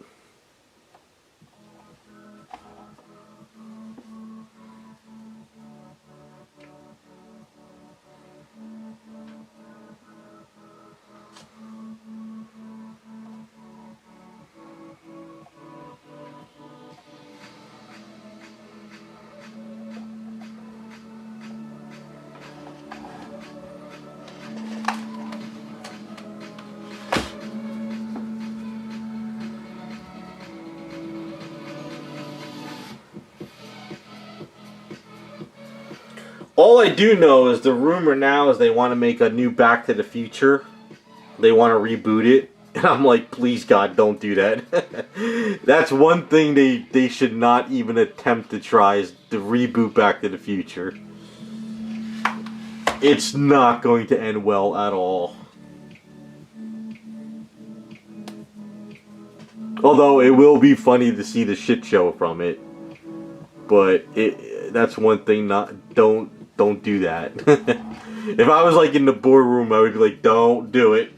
Make some other kind of time travel movie. Don't do Back to the Future.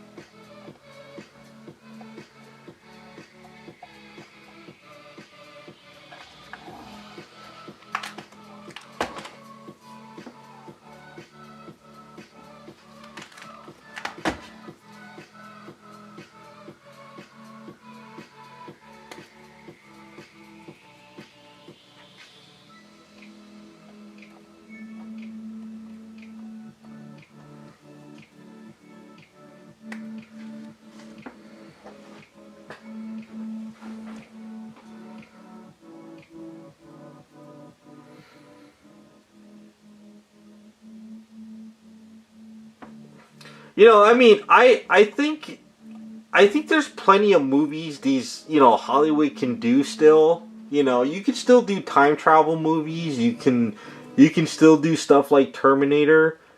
But I think you got to go back to the roots of when the stuff was fun. You know, you can't do all. You know, they try to make everything modernized. Like, it's got to be in real world with all this political bullshit. Just make a fun, entertaining movie that has nothing to do with the real world, and it would be entertaining, you know? Look at the 90s. They would make a, you know, they would make, like, Mission Impossible, and then they would make 20 other movies that were like Mission Impossible, and everybody would go and watch it, you know? But I think, they have to take the old IPs and they have to destroy them with all the political bullshit. And I think that's what's killing the mark. That's what killed Hollywood. Is they just can't leave the politics out of everything. That's what killed the video game industry. That killed the comic book industry. You know? You have somebody in the boardroom like, let's make a movie, and they're like, oh, we'll just remake Terminator, but we're going to put politics in it. And that's what everyone's going to want to watch. And nobody goes to watch it.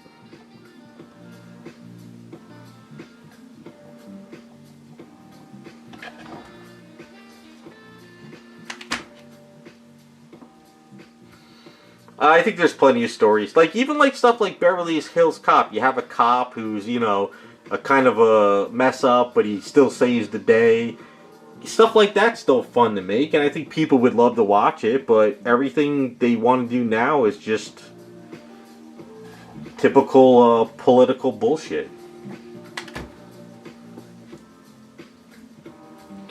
Yeah, good example, Raccoon Nobody. That's a fun movie. It's basically like John Wick, but it's a different version of John Wick almost, you know? And you know what you're getting in the movie, pretty much. You know he's going to kill people. You know he's got all this type of, you know, stuff that he did back in the day when he was younger, blah, blah, blah. And it works. It's a good, fun, entertaining movie. But Hollywood would be rather more of, you know, politicizing it and making it get the message out.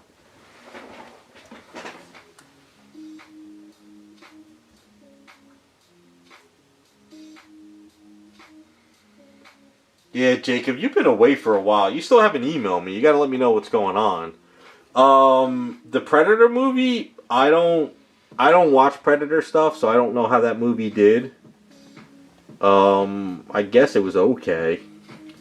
Maybe somebody else in chat could say something about it, but I didn't watch it. Just like the Aliens movie, I guess that came out. I didn't watch that either. Not into that type of stuff.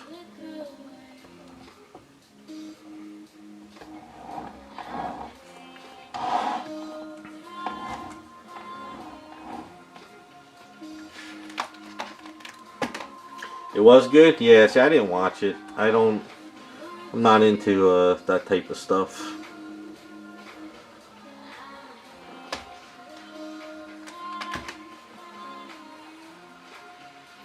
Yeah, the last time you were in stream was way before Christmas, and you said you were going to email me, and I never heard from you. I thought maybe, I don't know. I had bad vibes, I guess you could say.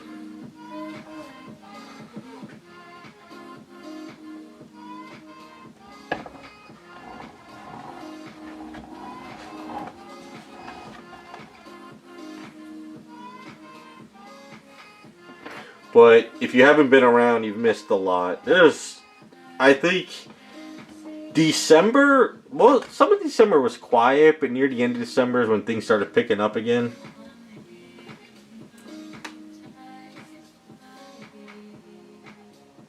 Oh shit, they did? Damn, sorry to hear that, man.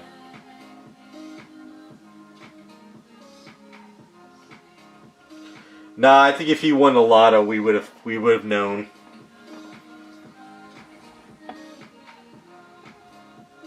That sounds like California, though.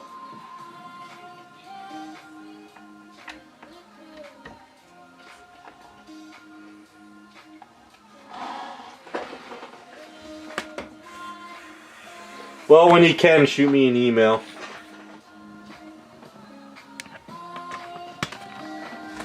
Oh, her hair's falling. That's kind of the idea for her hair.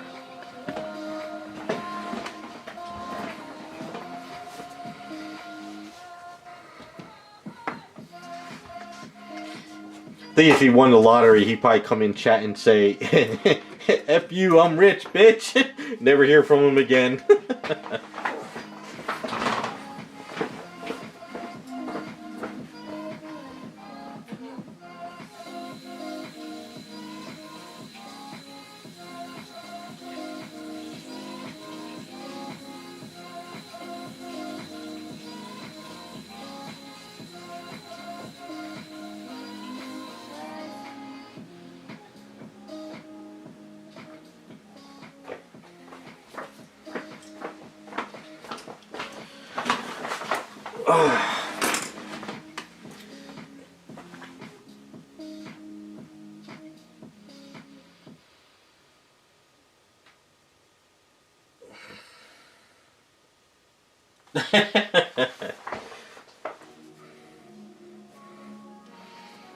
That would be good. Yeah, that sucks, man. It's friggin', I deal with that crap with my parents all the time. Trust me, I know what you're going through.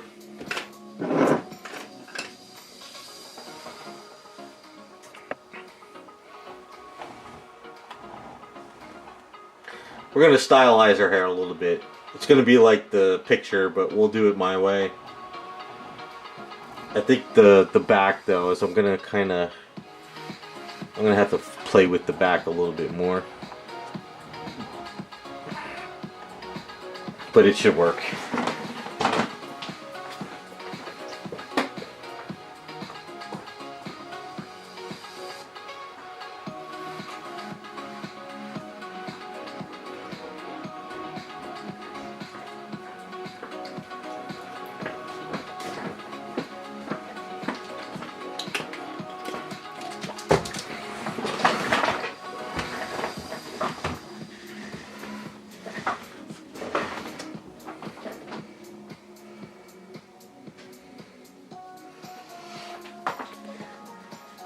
Well, if one of you guys win the lottery, you could put me on retainer, and that would be fine by me. Although, sadly, though, if I win the lottery, you guys would just see me doing my own stuff from now on. That's the only downside if I won. Or maybe I would do 1 or 2 items a year and hand them out to people.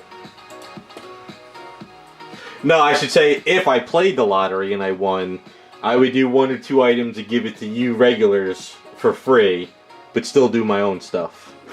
That's what I would do.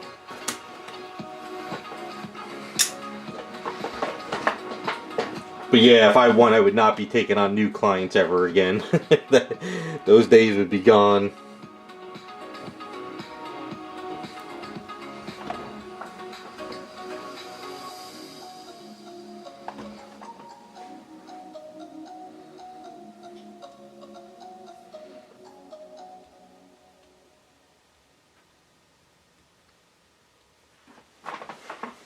Right now I'm on my schedule. I wake up 8 o'clock, I get my coffee, and then I just work all day long, and I listen to YouTube videos, and then by the time it's usually about this time is when I start kind of cleaning up, unless I'm in the zone. Like the other night I was working, next thing I knew it was like 11 o'clock, and I was like, I can't see anymore. I was like, I better stop before I screw shit up. So yeah, I think that's what we'll do with the hair. A character I've always wanted to do, but nobody asked for.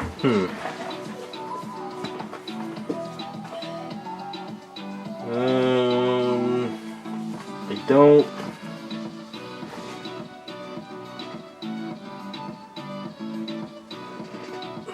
I'm trying to think.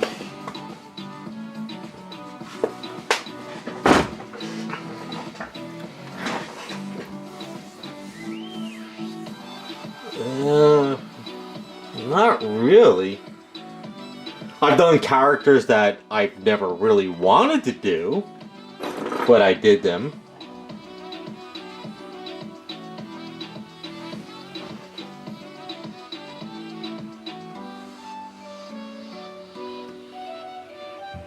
I don't know. Who would I've always wanted to do? I don't know.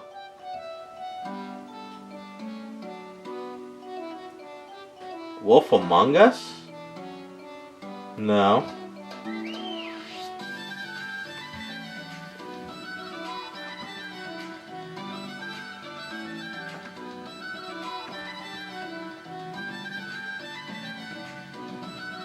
I don't know. I can't really think of a character.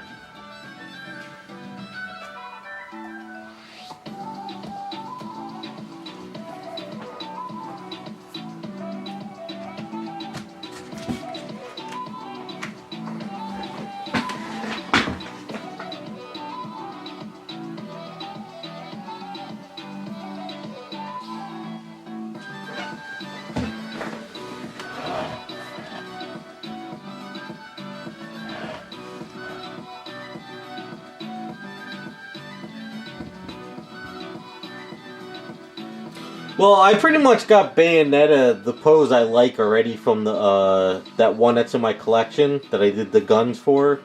So I'm pretty happy with that Bayonetta. The only other character I want for myself, but Yes Monster did it. It's gonna come out as Blood Rain.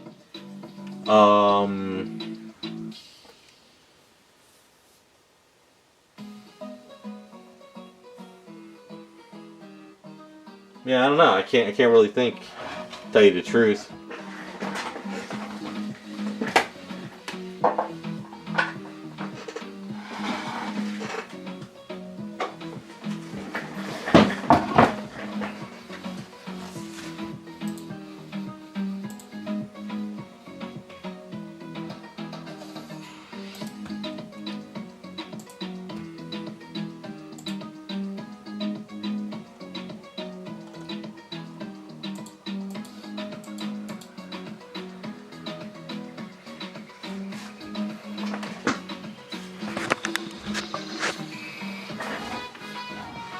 Alright, so I want to make some marks here. So what I'm thinking of doing with her, if we get those Bowser, whenever Raz has a chance to get that Bowser stuff, thinking like 3 would be good there.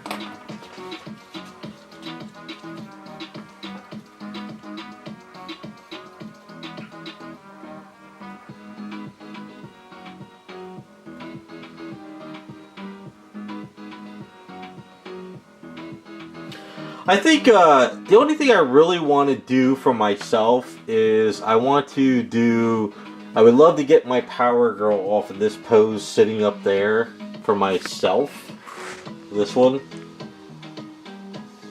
and do like a 1/3 scale. But other than that, I can't really think of anything that for myself that I want to do that I haven't seen already. I mean, I want to make Sage from Extreme X-Men for myself. I want to finish up the Bayonetta kits this year for myself. I want to do that Blood Rain that ES Monster showed off. I want to make another Kid Flash.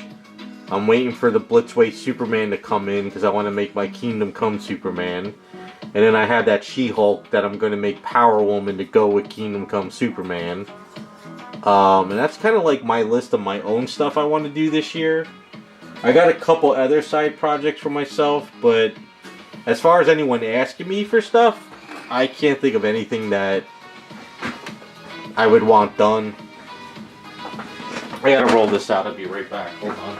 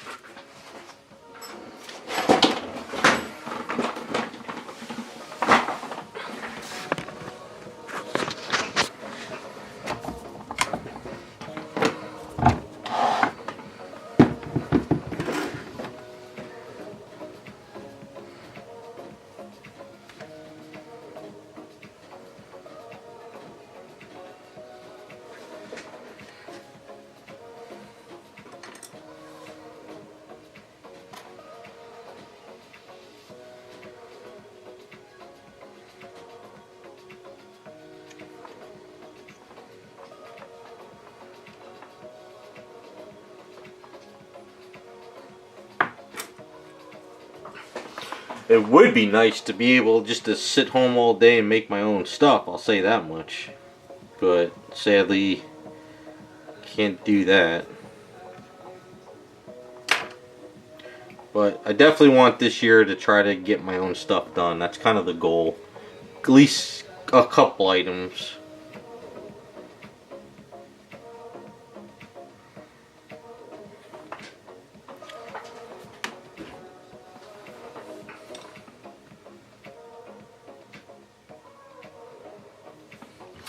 Yeah, I've seen a couple statues that are close to it, but I want to either down the line commission a sculptor to work with me and do it my way, you know, or unless there's a really perfect pose out there custom that I can make it off of. But right now I'm kind of not really focused on it.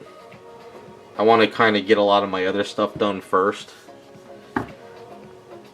I think what it is I want to get my list of other stuff done first, see where my collection is at, and then from there say like, okay, I got everything I really want.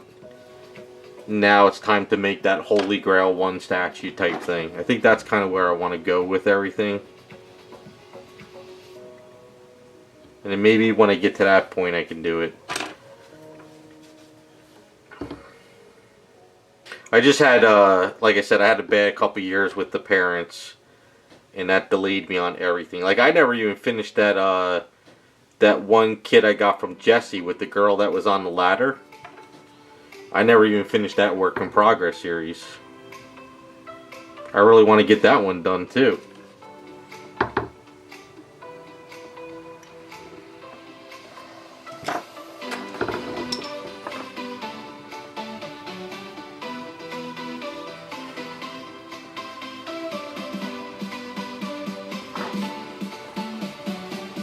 And then I want to start this year some more work in progress videos.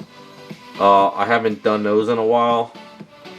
So I like to get back to making those work in progress videos on stuff.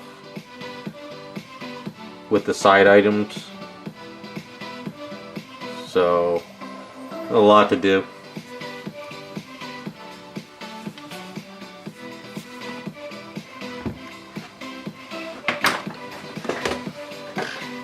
I do have a work in progress video series I will be starting, but I think what I want to do is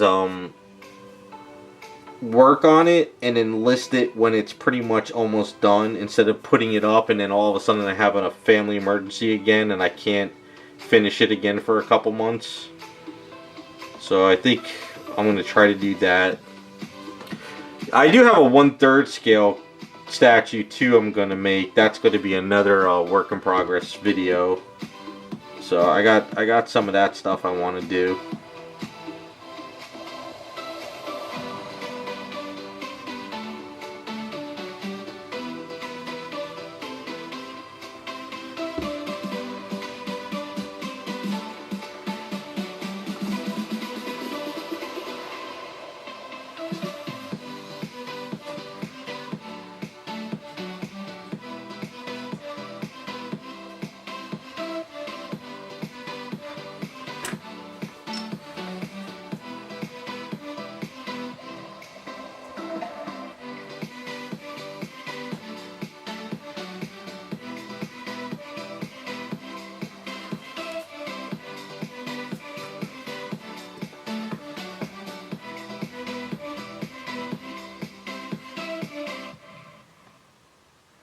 Actually, that reminds me, I probably should start that video this weekend. At least get the intro ready.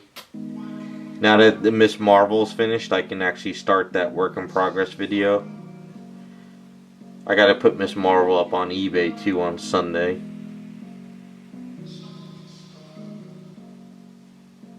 I think the next one's gonna be a fun video.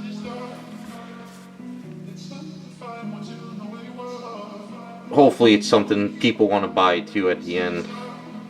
Like we talked about the market, some of these side items don't sell like they used to. So that's kind of difficult.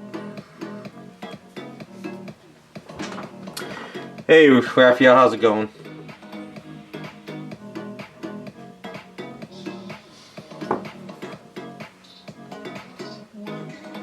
Passenger Catwoman? Who's that?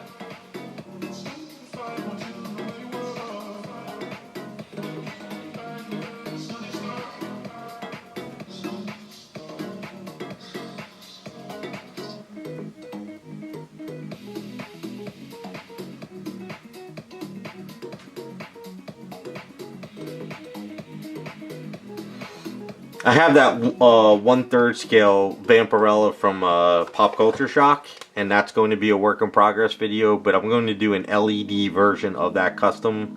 It'll be up for sale, of course, afterwards. It's a side item, but I want to try something with LED for once, and I think that's a bigger scale, and I think it'll work better for what I'm going to try. So that's something I'm probably going to start in the spring. So I want to try an LED project, but I want to do an LED project on the side before I say I could do it for anybody else, you know? I want to practice myself on something. Oh, okay, oh, her. There's so many of her out there by now, isn't there?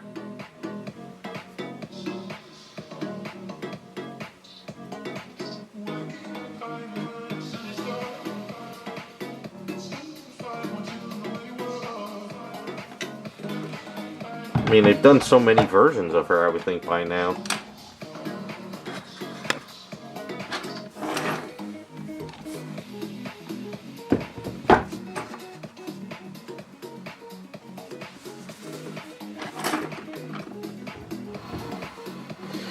But, the Superman and Space Ghost are just about done. Like I said, I actually got to seal that base before I close up tonight, too. And then the Medusa and Starfire are almost done. I'm just waiting for OKs for the paint samples I sent out. And then after that, I'm going to start getting back to custom work and go from there. I've really been plugging away on these items. But Starfire is coming out really cool. Really happy with the way she's looking so far.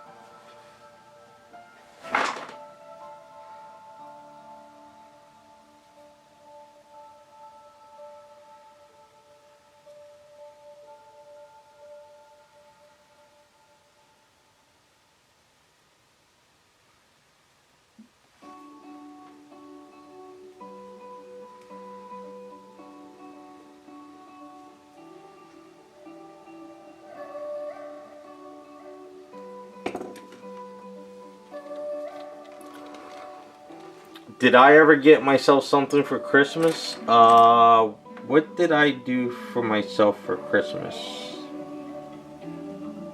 Oh, I did the sketch cover this year.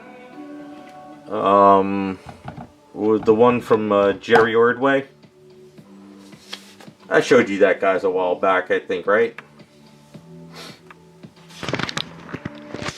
My stuff for Christmas for myself is during the year, not like on Christmas Day or anything.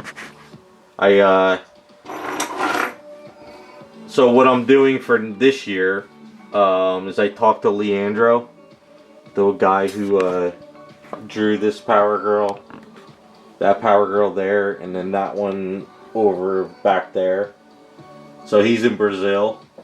So he's gonna do sketch covers for me on my blank Power Girls this year. But it's not like I'm gonna send him the books and he's got to get it done right away. So I'm gonna send them out probably at the end of the month, and he probably won't start them till like the spring or summertime. And then whenever they get done, he's gonna send them in to get graded, and then those are gonna be my Christmas gift to myself this year. So that's kind of like the way I do personal stuff for myself. I don't wait to the end of the year or any of that crap. I just do it when I can, and then I'm good. Yeah, so last year was just get Jerry Ordway to do a sketch cover for me. So this year I want to do Leandro, get him to do, he's going to do 4 covers for me this year.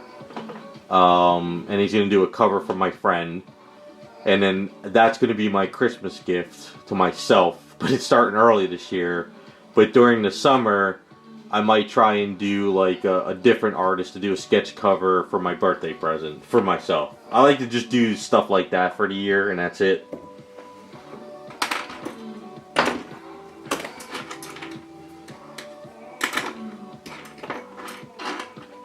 I don't need anything anymore. I don't want anything because everything is just STL files that I want to print out and or some customs for my display room, and then sketch covers. There's like nothing else I want anymore.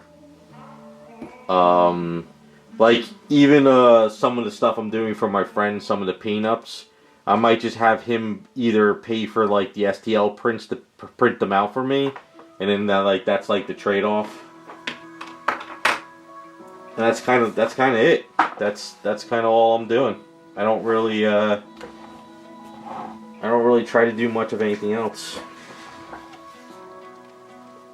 I pretty much have everything I want, I guess you could say. I don't really need to go out and get any more stuff.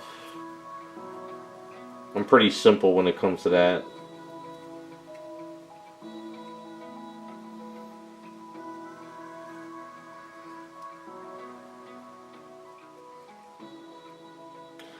I think I'm past the point of buying junk. If it's not like a holy grail or something, I don't want it anymore. Like when I go to a comic book show, I don't like buy anything that's like just kind of just trash. It's got to have something that I want to display or own for a while.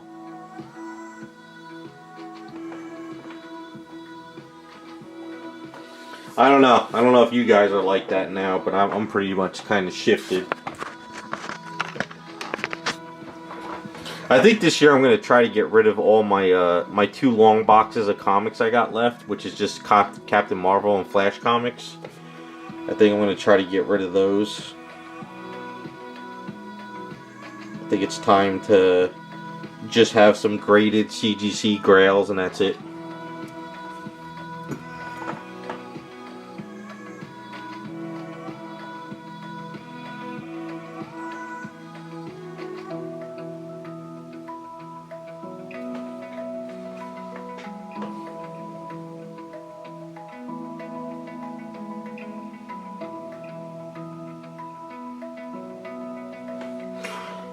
I noticed too with a lot of people I do work for, I think people are kind of just going for their grails now.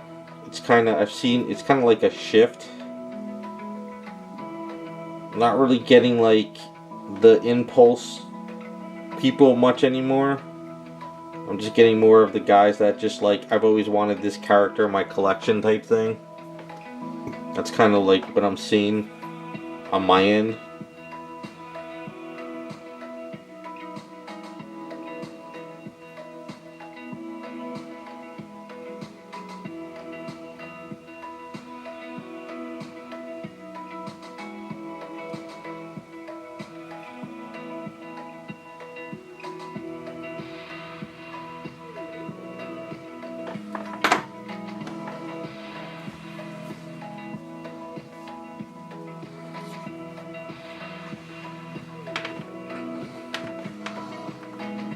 Yeah, I don't know, I'm kind of, I guess just being a collector all my life, I remember, I guess it was during the lockdowns, I realized I was like, I got all this stuff, and I never ever look at it, you know, and that's when I came to the conclusion, it's time to get rid of this stuff and keep the stuff I really look at all the time. As far as statues go, if I can't display it, and it's in a box, I don't want it. It's got to be on display now.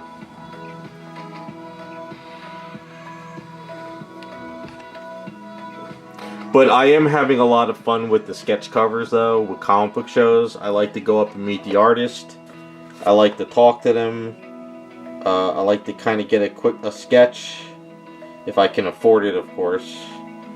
And I think that's a little bit more like sentimental value type stuff with the collector now, in the collection. It's kind of better than just, you know, buying comic book covers and stuff. I can actually have something that's really one of a kind type thing. Although it's very hard to get a lot of these artists because a lot of these guys are either booked up or sometimes they're out of my price range.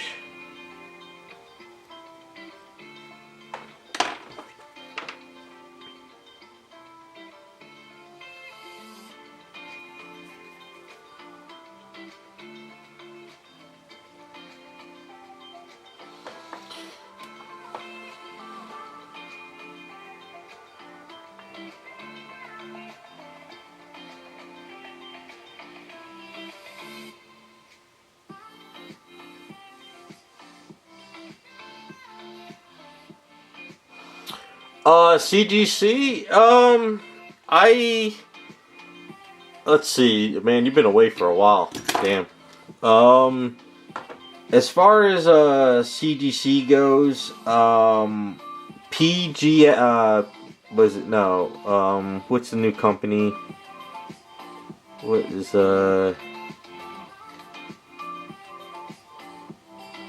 screw it, what's the new company that came out? Oh my god. A lot of people started using them, but sadly, I think the comic industry kind of taken a hit. So I don't think the PG, the CG stuff is doing as well as anymore.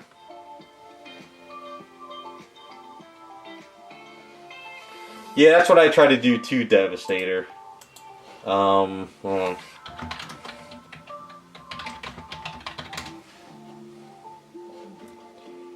There's CGC, PGX, and then the new one is, God, what is the new freaking company?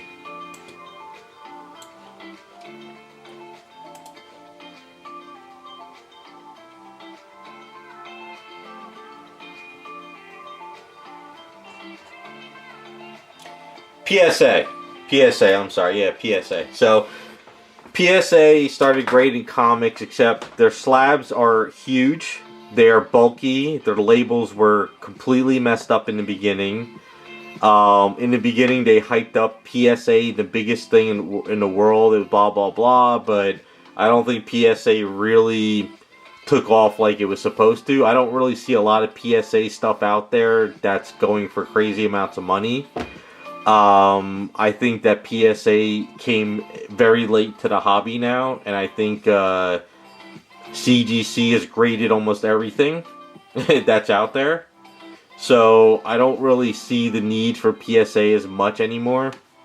I mean, I do have an ungraded copy of All-Star 58 First Power Girl. I do want to send to PSA, just to say I have one graded PSA book from them I sent in, but I can't imagine buying thousands of those like PSA cases because they're so big and they're so bulky, but they are almost shatterproof. I saw somebody on YouTube take a CGC book and smash it on the table and it shattered, where somebody took a PSA book and hit it with the table and it didn't even crack.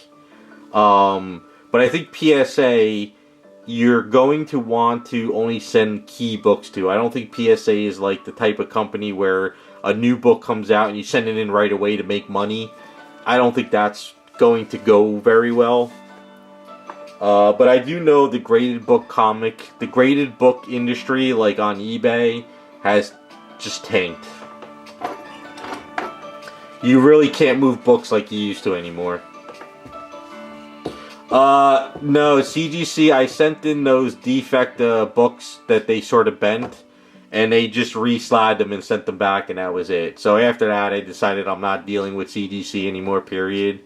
So I sent in a couple of, there was a blind bag of All-Star 58 First Power Girl that came out. I sent them into CBCS to get graded just for display purposes, but I'm not really using CGC anymore. For now on, when I go to comic book shows, if I have a choice between CGC and CBCS, I'm going to have CBCS grade just for display. Yeah.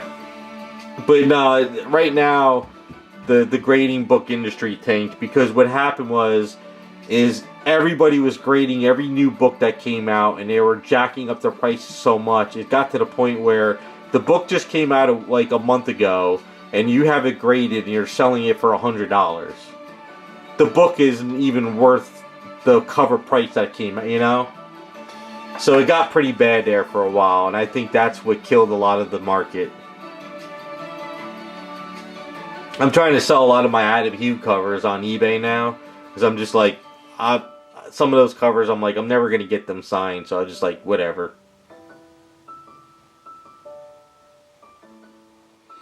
Yeah, since that incident, if you've been gone that long, which you probably have, yeah, you probably been like, that's probably like around what, July or something? Yeah, wow.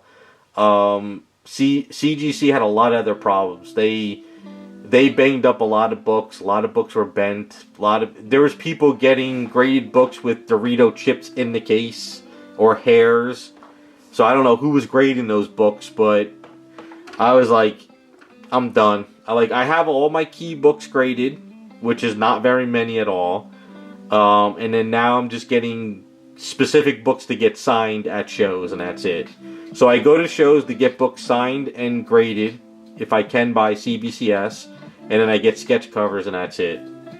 I'm not buying any more books. I have all my key books in my collection graded. I really don't need anything else. Yeah, there was a couple guys posting on CGC that they had Dorito chips inside the case, and there was another one that posted they had hair, and there was other people that were posting the fingerprints everywhere. There was also a guy sent in a book to get re-slabbed, which was a 9.8, and it came back like a 7, and CGC like ripped the corner. It was just one thing after another, and I was like, I will not send in to them anymore. Plus, the cases from CBCS, I like their cases better, because the books don't shift. Your CGC books in there, they actually shift. Like, these sort of shift if you really hit them, but the CGC books really shift inside there, and then what happens if you keep moving them over time, they start to warp with the staples, and then they rip at the staples. Plus, CBCS is perfectly flat. And then there was also something with CGC where they re-sealed them a different way, and then moisture was getting inside, and that screwed up the books. So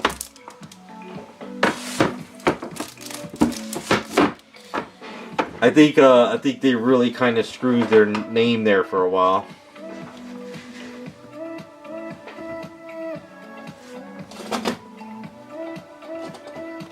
They just ignored it. like on the forums, I was on the forums, and what they would do is they would just ignore everything. They just kind of like, and if you post it on the forums, they would delete it, and they would have their moderator say, if you have a problem with your order, contact customer service. But if you went to the CBCS forums on CBCS site, they would be talking about all the stuff going on, and people would be posting all kinds of shit that happened to their books. So, like I said, I'm done with grading key books. Like, I have all the Power Girl key books. I have my first appearance, Superboy Prime. I have my first appearance of Kid Flash. I have first appearance of Bart Allen. First appearance of Captain Marvel. I have all those key books graded, and they're in good condition, and they're not warped, and I'm good. Now, I'm just going to get graded signed stuff like these for shows. You know, like, I don't care if the book gets warped or I get a 9.2 or whatever. It's just to go meet the artist and get it signed. But I don't even have many of those left. I have maybe like 10 more I want to do.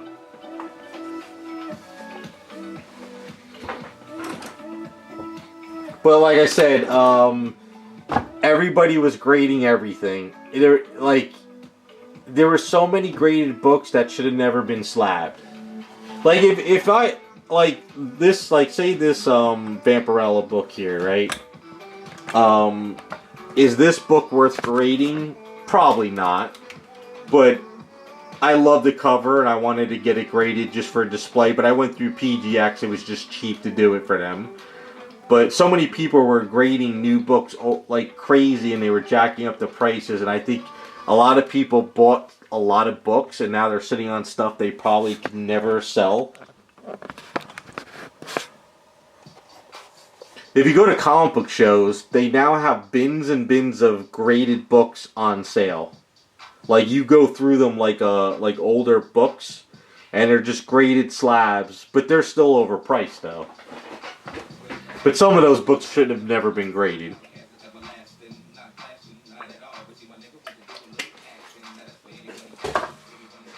But then you get the people who are fighting that, oh, you got yours graded through CBCS, it's not worth anything. But it's like, I didn't do it to get it being worth something. I did it for, I wanted like it better, you know? Yeah, if you grade, I grade stuff for display purposes because it's got either sentimental value or I like the story. But, I mean, there's so many books out there that should have never been slabbed. But, I mean, they got to make their money, so.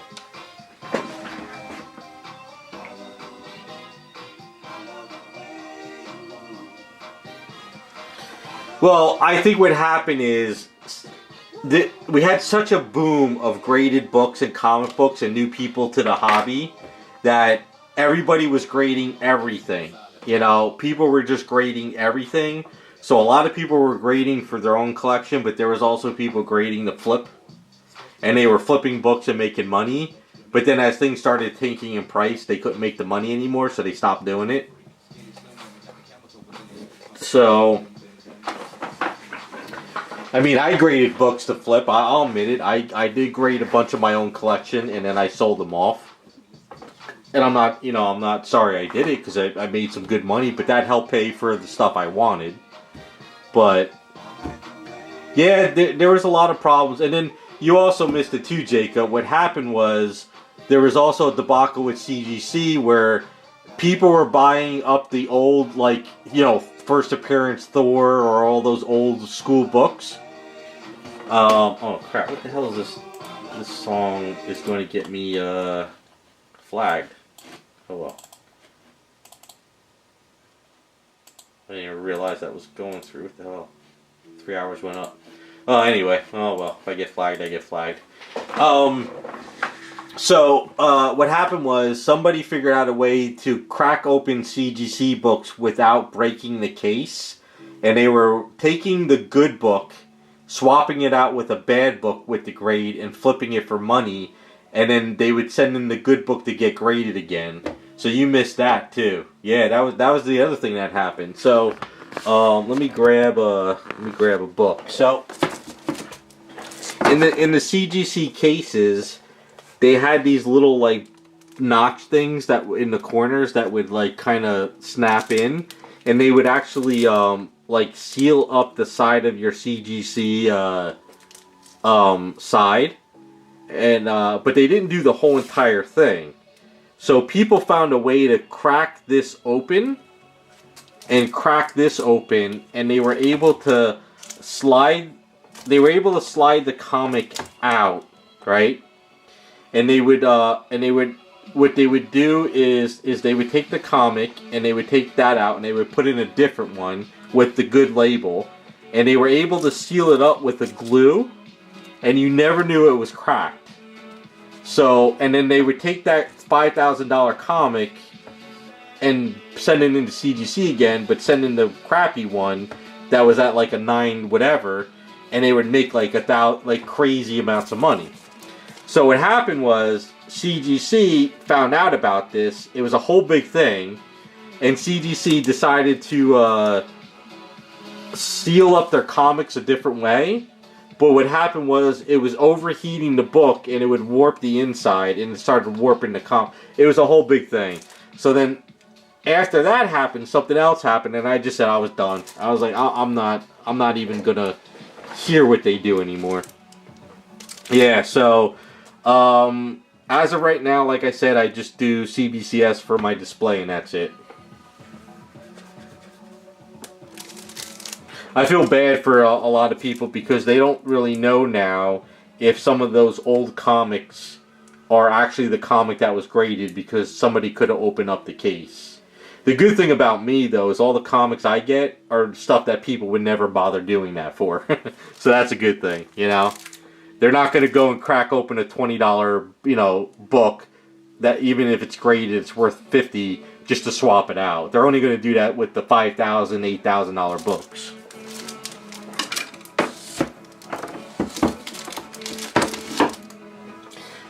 Yeah, so that happened. So you had Banana Gate, where they warped the books. Then you had the swapping out a book gate. Then you had the Dorito Gate with hairs and food in them. Then you had people bending the book. Yeah, so it was just like one thing after another, but people still sending their books to CGC.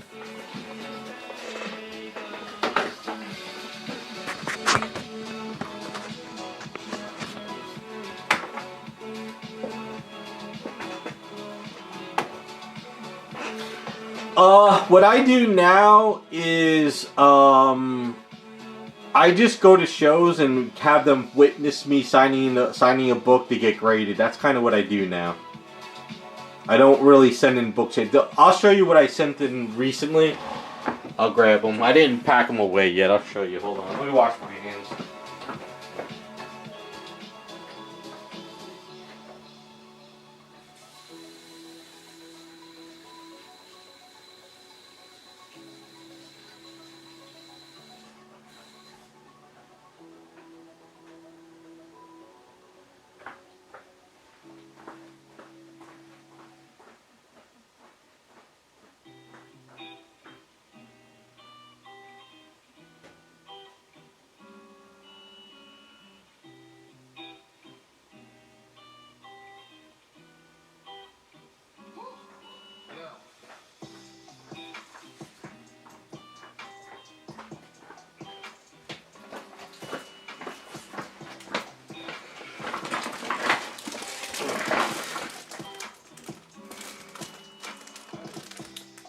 Nah, you can still buy stuff off of eBay. It's not a big deal. Let me just make sure that there's no chemicals.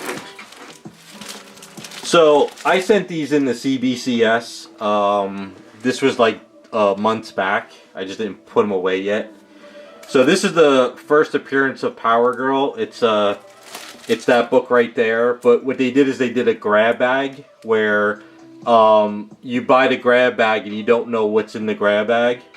So I got the grab bag and I sent these in the CBCS just for display. This is the first appearance of Superboy Prime. So these are just like foil reprint covers, you know. So these are just kind of for me, for my own collection. and I wanted to get, these are just reprints, so I didn't really want to send them into CGC and get them bent. I just wanted them nice and clean and protected, so that's why I went with CBCS.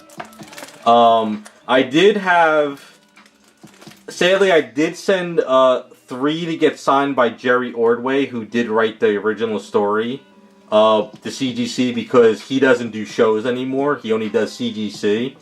So I had him sign one of these, the close-up of this one, and I think a regular cover that I had signed by somebody else to CGC. That's in my box. I don't feel like pulling those out.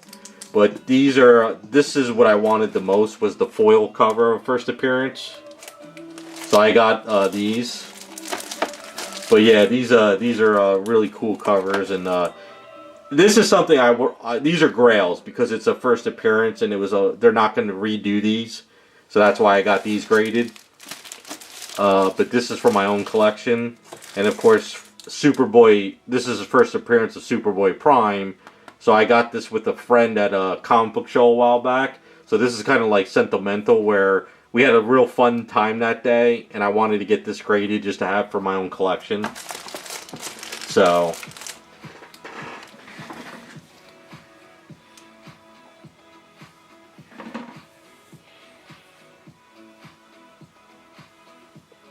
The Sydney Sweeney Power Girl, there's been like three Power Girls that look like Sydney Sweeney now.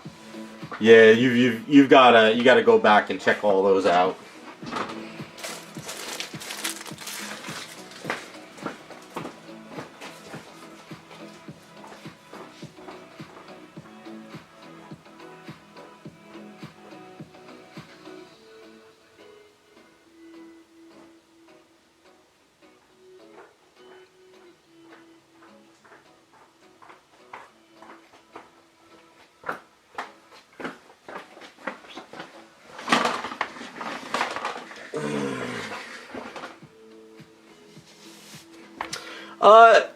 A lot of people will say that the CBCS cases are bad, but I find that these cases, I find that they're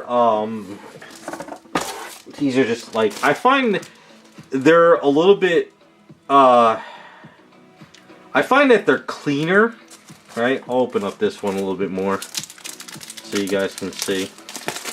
So these are just these are kind of my studio books.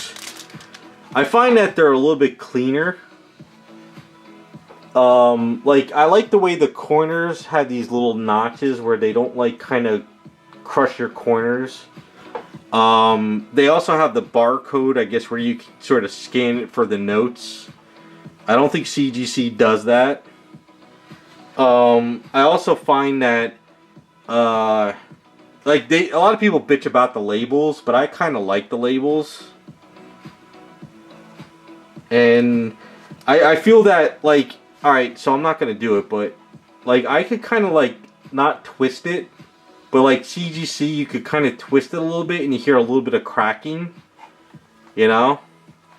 And I also find that CBCS, it's hard to tell here, but if you look through the side, their books are always perfectly flat, where CGC always bends slightly. And I don't like how they do that, because what happens is when your book slightly bends, you get a notch on your spine. And CGC did that with like thousands of books. So, yellow label is signature, blue label is not. So this is signed by Amanda Connor and Jimmy, who wrote this. And this is signed by Jerry Ordway, right? No, I'm sorry. Jerry Conway. But if you get a blue label, that's just a regular book.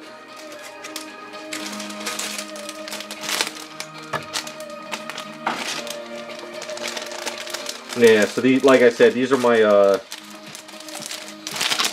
my studio ones.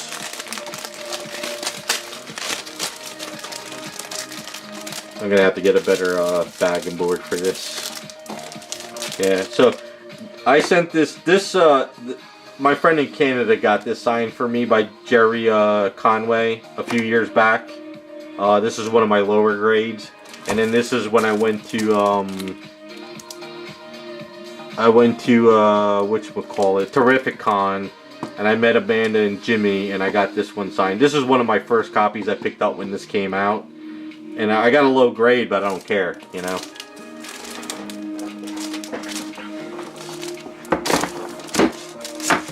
It's not about trying to get the best grade ever. It's about, you know, a story behind the book for me. You know, I need a new bag on this one.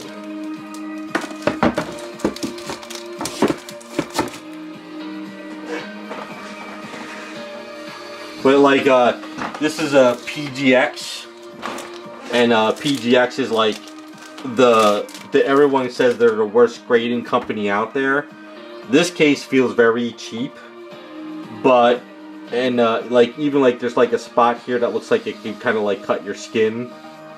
So this is like this company started back in the day when CGC came out too, but now everybody calls this like a scummy company. But the only reason why I got this graded was for the studio, and I think it was only like 15 bucks to get it graded. But nobody really uses this company. But you know, if you want to just do something for yourself for fun, you could.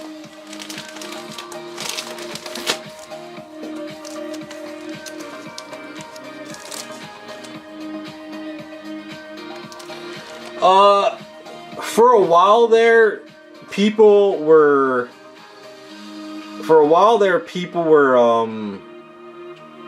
grading everything, and then all of a sudden it was like everyone started this little wave of like, we want raw books now, we don't want graded anymore, and everybody was going back to raw because of all the debacle with CGC. But at that point, everything first appearance of X-Men characters were already graded. There wasn't really many raws left, unless they were in really crappy condition. So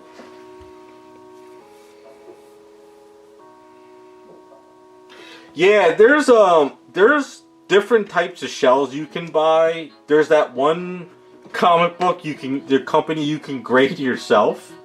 I'll find the link for you. I did it with one of my custom covers I did. I think I did a video on it too. I don't remember. Hold on. It's called, where is it? Is this it?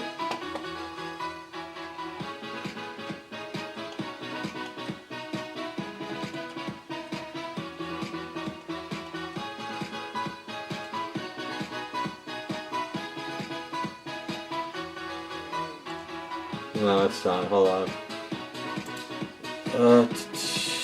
I did it with, where is this? Comic book person selling, comic connect,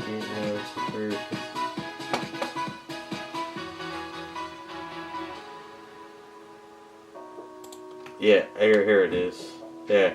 So if you want to do your own comic book case, I did it. I did it with this company. So you can go to them, and you can type up your own information, and you can have this company print you out a label, and they send you the slab, and you kind of just click it in, and you can make up your own slab for fun. It's not legit, but it's a fun way of doing something. So you could do that if you wanted to. And I think there was one company that has nice slab stuff, but I don't... Let me see, I think this is this it?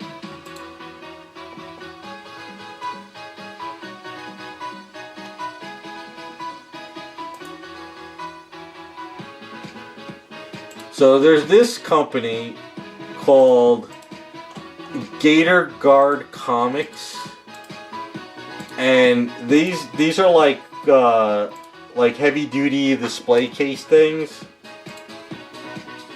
So that's an option too.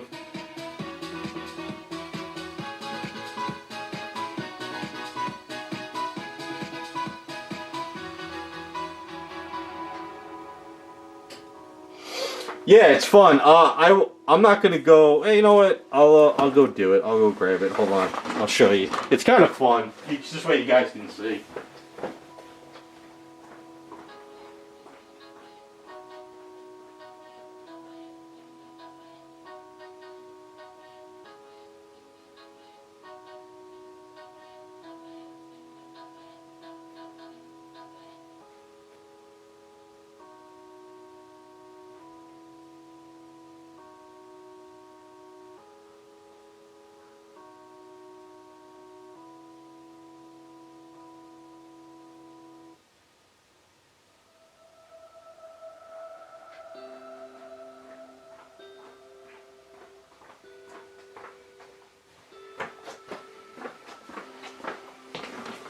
Alright, so yeah, I made up my own comic, right?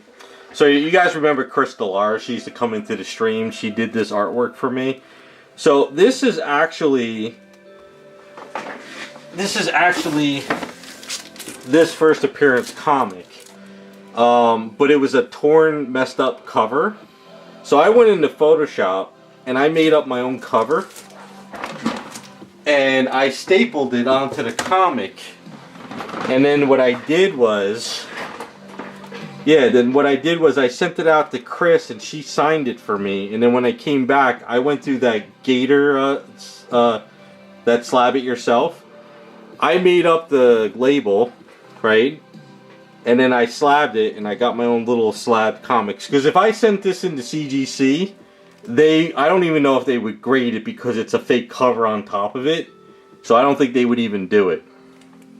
But yeah, so I went into Photoshop and I pretty much took this, I repositioned everything, and then I put her artwork on here, and then I made my own little slab. So yeah, you could tell from here, you can see like it's an extra cover, and I tried to match the staples. But yeah, so you could do something like this if you wanted to, you know? And you can make up your own thing. It's fun. It was just, you know, something to experiment with it. I wouldn't use this company for like just a regular book, but if you like, say you have a sentimental book and you know if you send it into CGC they're not gonna like grade it or do something, you can make up your own. So, but yeah, this was fun. But the only thing I don't like about it though is the way these lock on, and then you have these little flip things here. You know, it's kind of like it's not good. it's really ugly looking, but it's actually a lot thinner though. It's a lot thinner than that. But it's fun, you know. I tried once. I did it for this, and I'm good.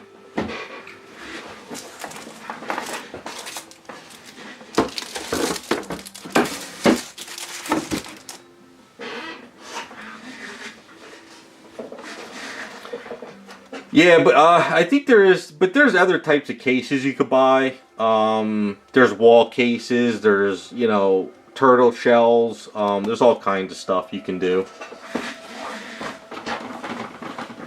Oh, let me put this out of here so I don't spill anything on it.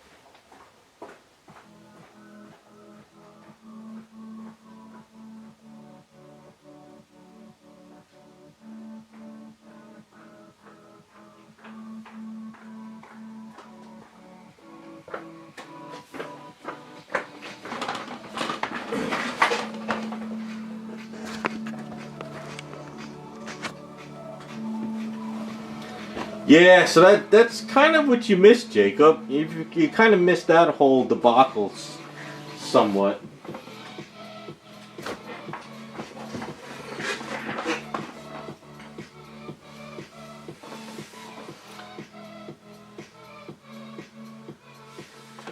Yeah, that's the other thing is they did a test on CGC and the PSA books.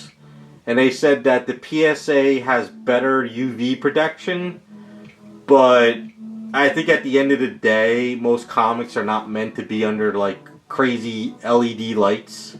Like even all the comic books in my display module cases, I don't keep those like those LEDs on all day, every day. You know, it's only on like when I want them on for a little while, because they probably will fade the books over time. But I mean, what are you gonna do?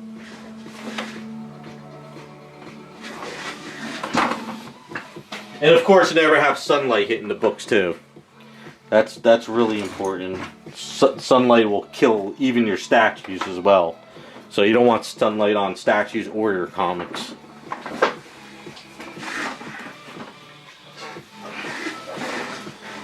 Alright, I'm going to put this little piece over here so I don't forget this one.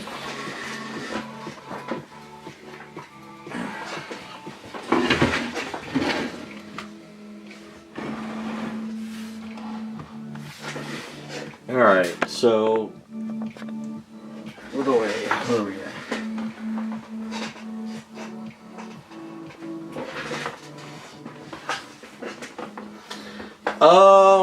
No, I'm not testing any of my books.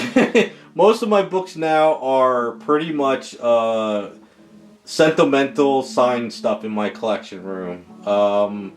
I bet if you go on YouTube, you could find somebody that has more testing on UV than anything I could do.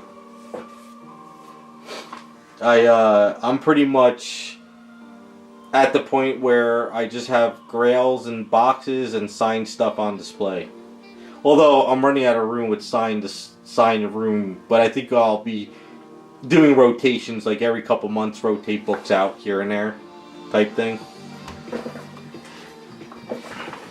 I just got to finish selling off what I got so I can get rid of some of these boxes. I don't want to hit the age of 70 someday and have to lug around some comic boxes. I want all that stuff gone by then. I got time yet. I'm not there yet, but... Alright, so anyway, what I need to do is sand these down. I keep saying it every week, I just don't have the time. But I gotta get Raz to print out those Bowser stuff for her. He's gotta print out the hat for her. And I think maybe if all goes well, I can start working on her hair and try to clean up her neck. And then we could start attaching her hair as well. Because I think we're pretty much where I want her to be. So I need to do a day in the garage and actually get the heat on. It's been blistering cold for the past week. And then all of a sudden today it was like 55, 60 out. I don't know what happened. But... So if I could sand her down and get her cleaned up, I think next week we'll try to get her hair attached too. And start kind of lining up the head and neck area. I'm probably going to have to do another priming session on her neck.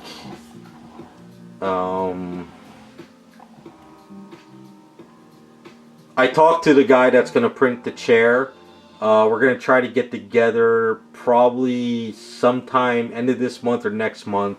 So this way I could bring the statue and we could kind of measure the chair and see how big he can get it. And then I could get her throne chair printed out too. So that's kind of the next thing for her too. Yeah, and that's kind of where I'm at.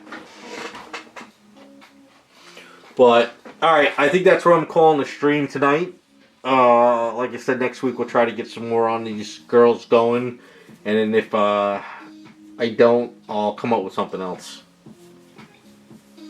Yeah, Jacob, though, hit me up with an email. Let me know how things are going, because I still got your box here, too. I'm not trying to rush you, but I want to make sure you're, you still want to get this statue going. And other than that, you guys have a good rest of your weekend, okay?